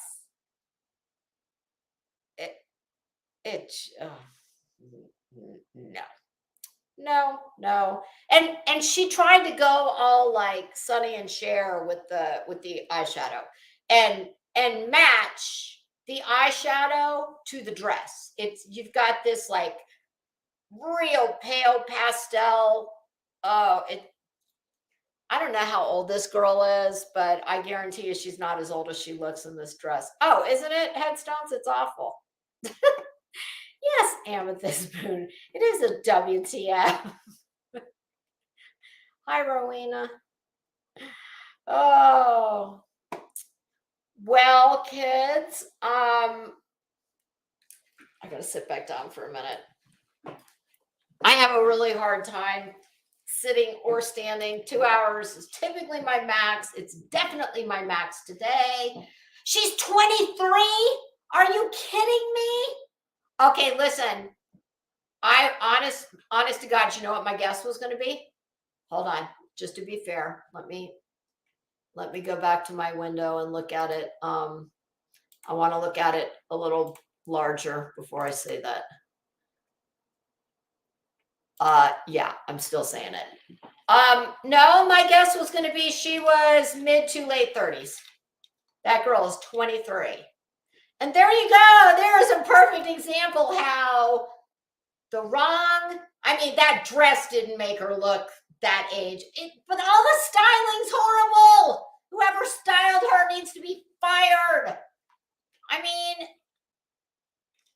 this is what tells me that is either a green stylist or a shitty one. And I don't know how either one got to style someone for the Met Ball. Because what that stylist attempted to do was to incorporate all that lilac.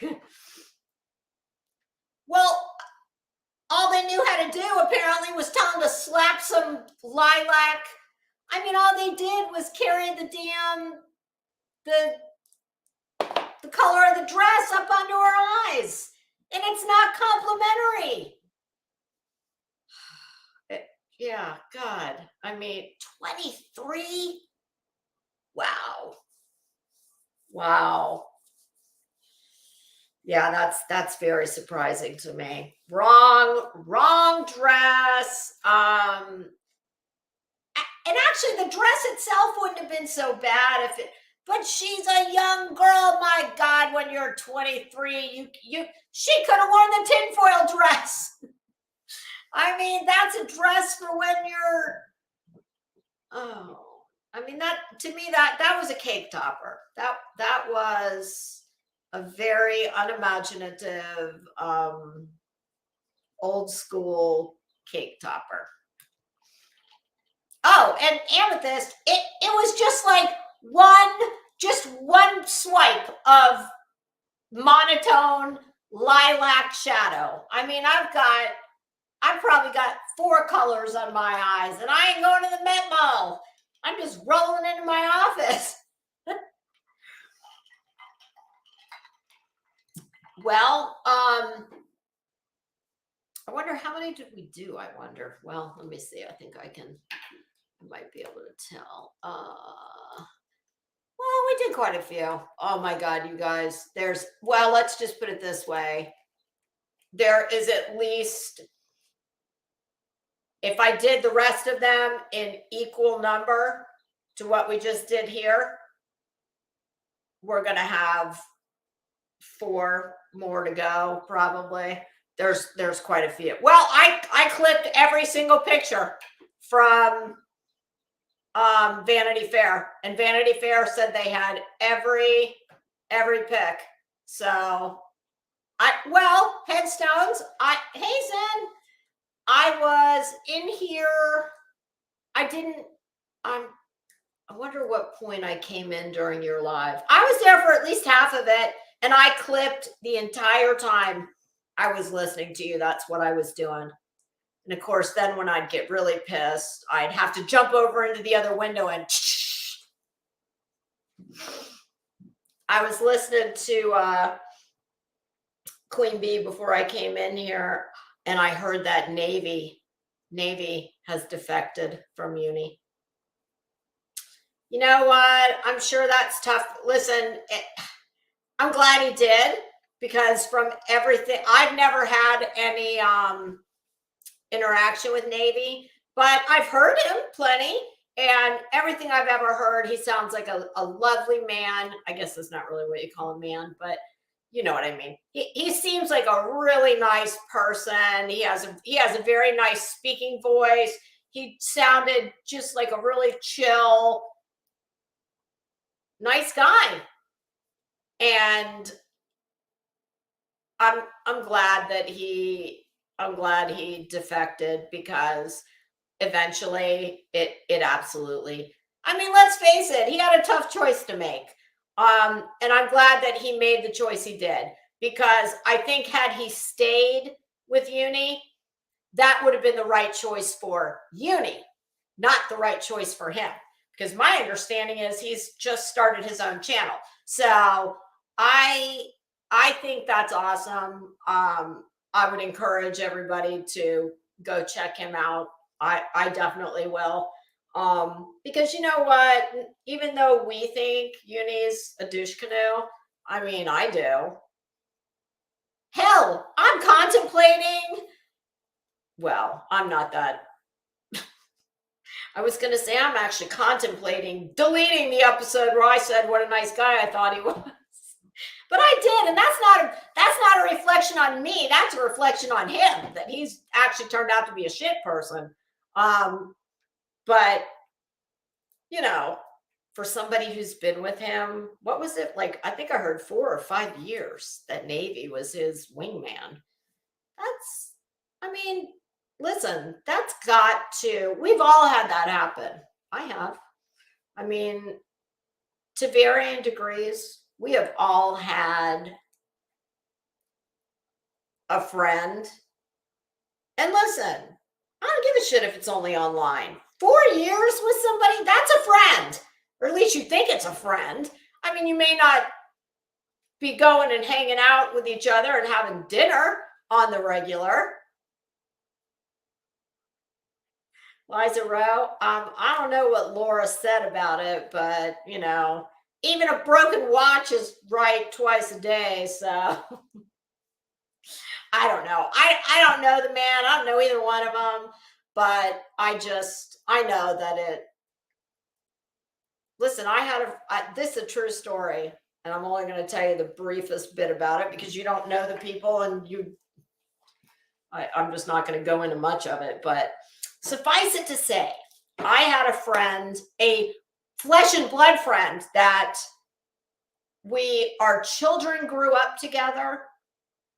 We were friends of 20 plus years. Even when we no longer lived down the street from each other, we lived in separate states, we still got together. Always. at least a few times a year. I would go to see her. She would come see me. We would usually travel someplace, just fun to go and just meet. And I found out after 20 plus years that she was not who I thought she was. Now, obviously, that's a much longer period of time, but I'll say this, I still struggle with it. And it's a process. And no, I don't talk to her anymore. And not because of that. Because all of that information came to light after an incident that had happened. And I was speaking with one of her close family members who I also knew forever. And they were the ones who told me that it was a real legit medical thing. By medical, I mean psychiatric. And I had no idea. I had no idea. But that alone would have not ever been enough. Hey, Prissy, how you doing? That alone would have never been enough to make me I wouldn't have walked away because of that. Hell no. That was my friend of decades. Okay. I would have never walked away from her because of that. She's the one, really, who made that happen by some choices she made over some real life things. But that would have never made me walk away. But even though she's the one who walked away, that is still a loss for me all these years later. And it's probably been at least 5 or 6 years. And I still struggle with that. And, and then I started finding out things from, family who knew. This wasn't just like gossip. This was like, I had no choice but to believe it.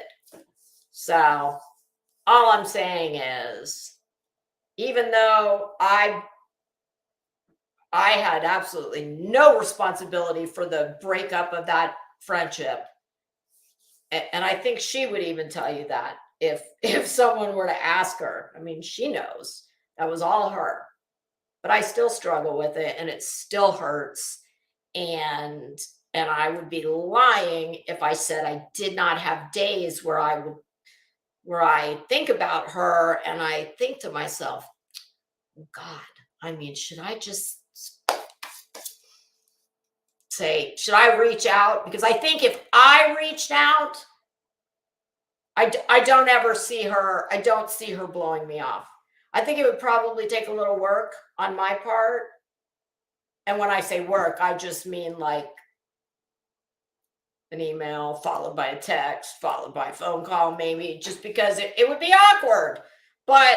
And then the reason what stops me from doing it is because I know that sometimes it's just let sleeping dogs lie.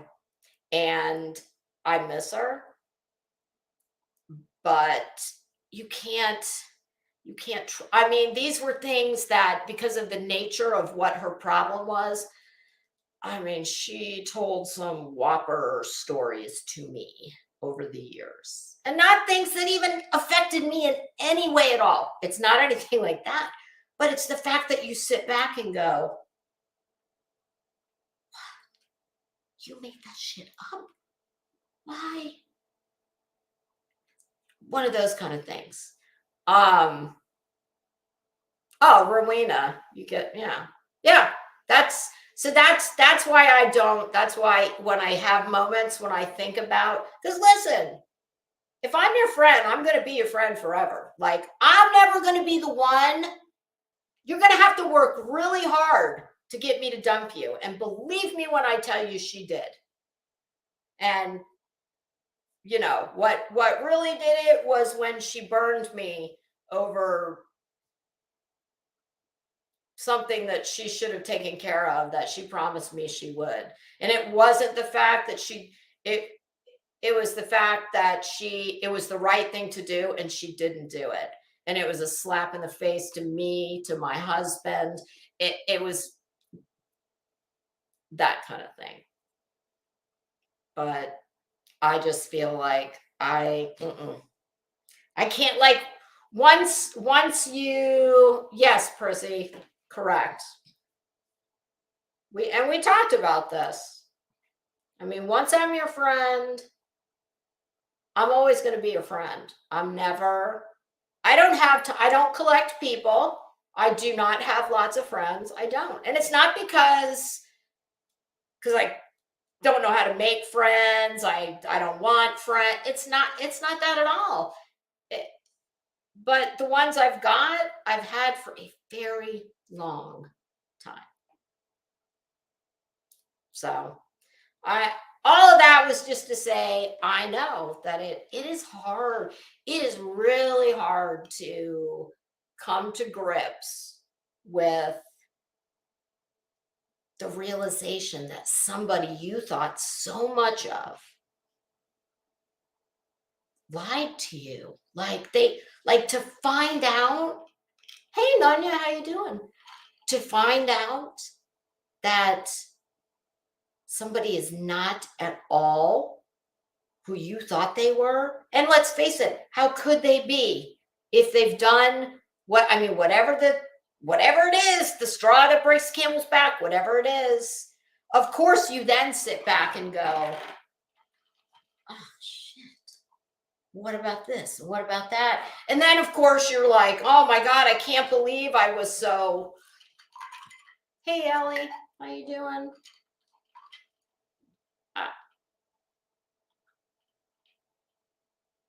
I mean, I lost my best friend of 30 years to breast cancer. I mean, I had to sign the hospice papers because there was just nothing that could be done. And that was battle too. So I know, believe me when I tell you, she had no family. She had nobody but me and somebody else. And I will be forever. You know, people tell you, oh, well, you'll be a better person for having gone through that. No, I'm not. I'm a very scarred person for having gone through that. I'm not, well, there was no choice. She didn't have anybody else. But so I know what a real friendship is, and I know what it's not. And I don't know. It's hard because you want to. Oh, thank you, Nanya. Yeah, it's been several years now. She's actually in my office here with me. I have a little urn that's got some of her ashes. I'll never be able to talk about it. I can't talk about it now. I've tried just thinking if maybe something I said could help somebody else, but I'll never be able to because it was bad. It was very bad. She suffered horribly. I mean, it was bad. Everything that could have gone wrong did. It was just, a huge system of just failures everywhere. I mean, I could write a book about it. I've actually said that I was going to, but I'm like, why? Because it wouldn't be anything nice. I wouldn't be saying anything nice to any of these wonderful organizations that supposedly were like the best places on this world you could be for treatment. But I don't know. It's hard, especially on here, because to me, if you're a normal person, and maybe guys don't do this like women do, but if you're a normal person, you want it to, that is part of a friendship. That is how a friendship progresses. Like, you talk and you reveal more, and it's like an onion, you reveal more and more of who you really are the more time that goes by, the more you trust someone. And on these platforms, you cannot do, you have to be so careful who you do that. And if you're like a trusting normal person, it's it's just, I don't know, it's kind of hard because I just think it goes directly against how normal human being people, I mean, we all want to make these connections with other people. We do. If you're normal, I mean, if you're not normal, like some people who I'm not going to name, I don't think I need to, but I don't know. So I feel for the guys, but I mean, I don't know how, well, come full circle now. I don't know how I always go off on these tangents. Oh, none, yeah, that's absolutely, I believe that. I'm very fortunate, you know, that I do have a lot of family. I've got a husband. I don't, like I said, I don't have a lot of real friends, but the ones I do, I've had for a long time. But it's not like we see each other all the time. I mean, being on these platforms, it serves a different need for everybody. But I get it. I mean, I know what a blow it is to it, and it does. And Navy he'll lose sleep over it. He will probably, hopefully not for a long time, but you start like going over. I mean, that's quite natural. You're going to start reflecting and going, oh, holy shit, what about XYZ? Was that bullshit? What about, I mean,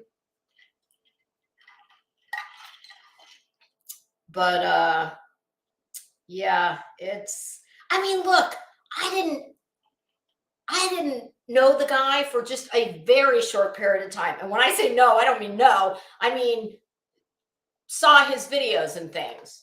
Well, hell, I couldn't have been any more wrong. I went on and on about what a nice person I thought he was. Survey says, guess again. So, I don't know. It's always, I think it's, if you're not one of these scam and grifter kind of people, it's just so hard to accept that people do this stuff. Even though logically we know they do. I mean, I'm pretty sure I've said about 12,000 times that people like Betty and all the tragedy pimps. I mean, if this was 20 years ago, people who couldn't work, wouldn't work, didn't want to work, whatever the case may be, their only options were panhandling in the median. I mean, at least here in Florida. And listen, in Florida, we get a lot of transient population, and a lot of people come down here.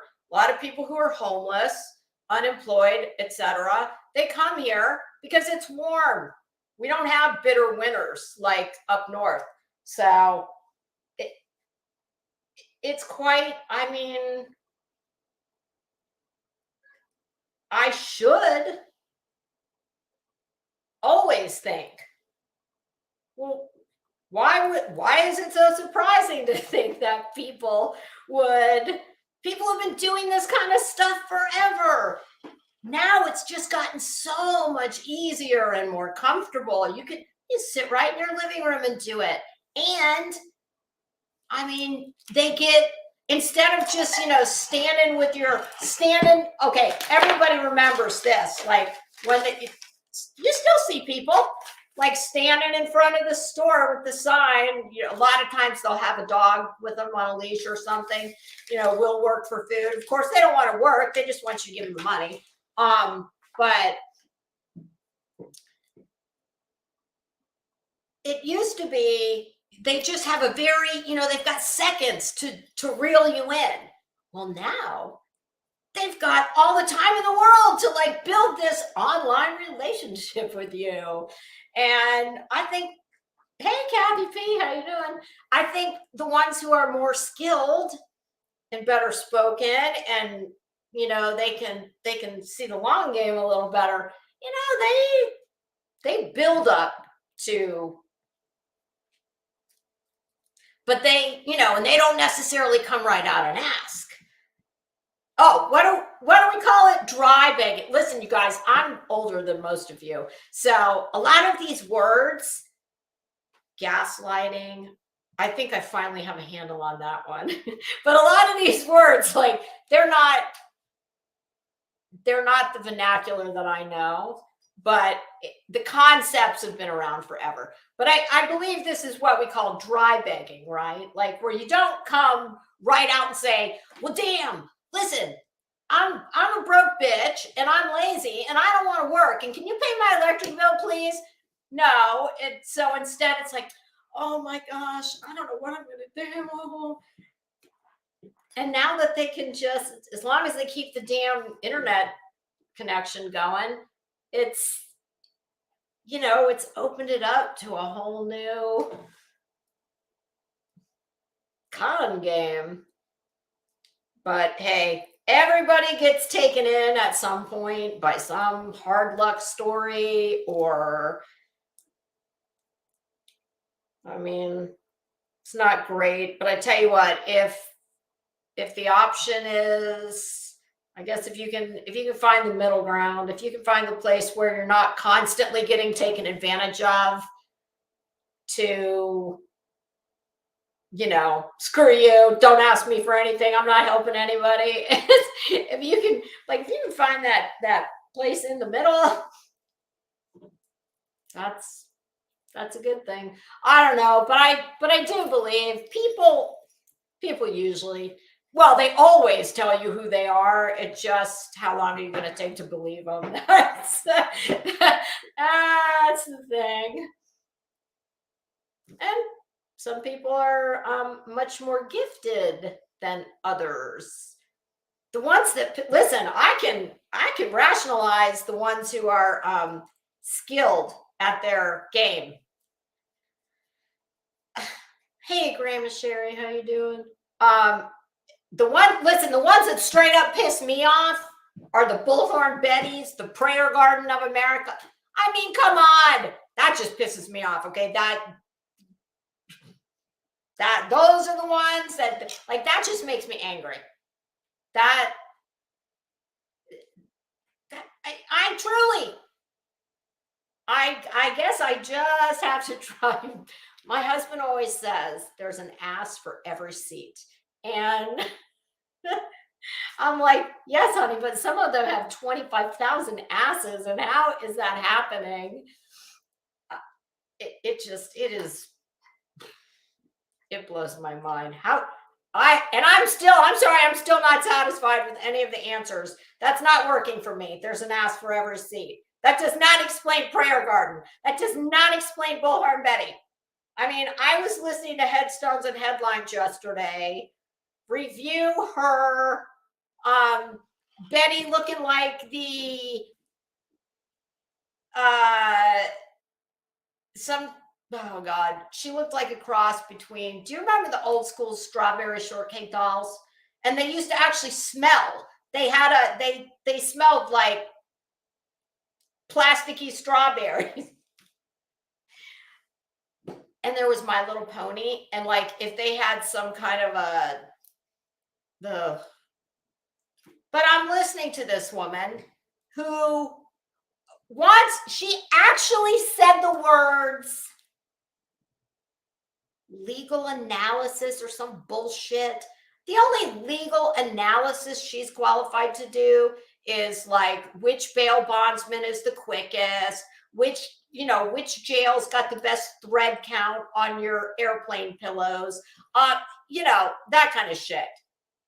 I listened to her say, as she was opining on some kind of like psychiatric medical, I think she was talking about that Dr. Lewis or something from the Letitia Stout case.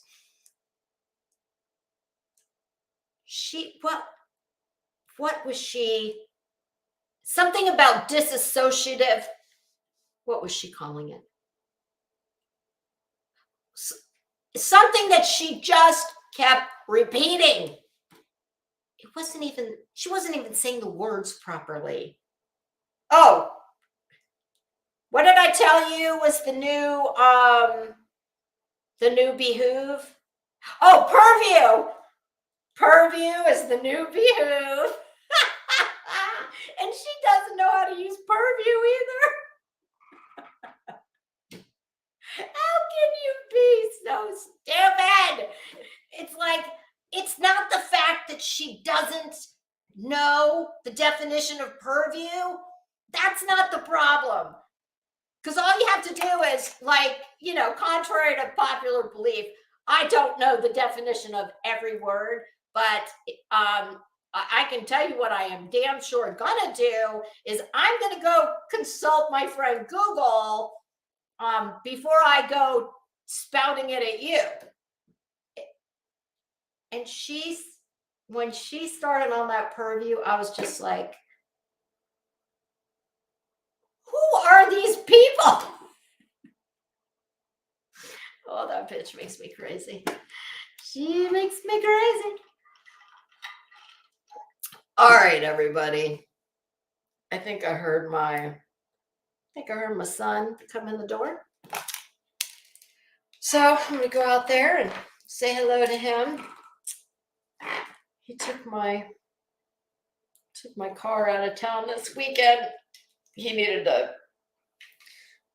What did he tell me he needed to do? I don't know. He needed to change the oil on his car. I don't know. He needed to do something and he ran out of time and he was going to see his in-laws. So he asked me if he could take my car this weekend. I'm like, yeah. But I heard him come to drop the keys off. So I'm gonna go out there and try and catch him before he leaves. And yes, Grandma Sherry, everything is outside of her purview. I wish I could remember what she said, but it was like, And my comment was, oh, purview is the new behoove. Kind of like orange is the new black. All right, kids.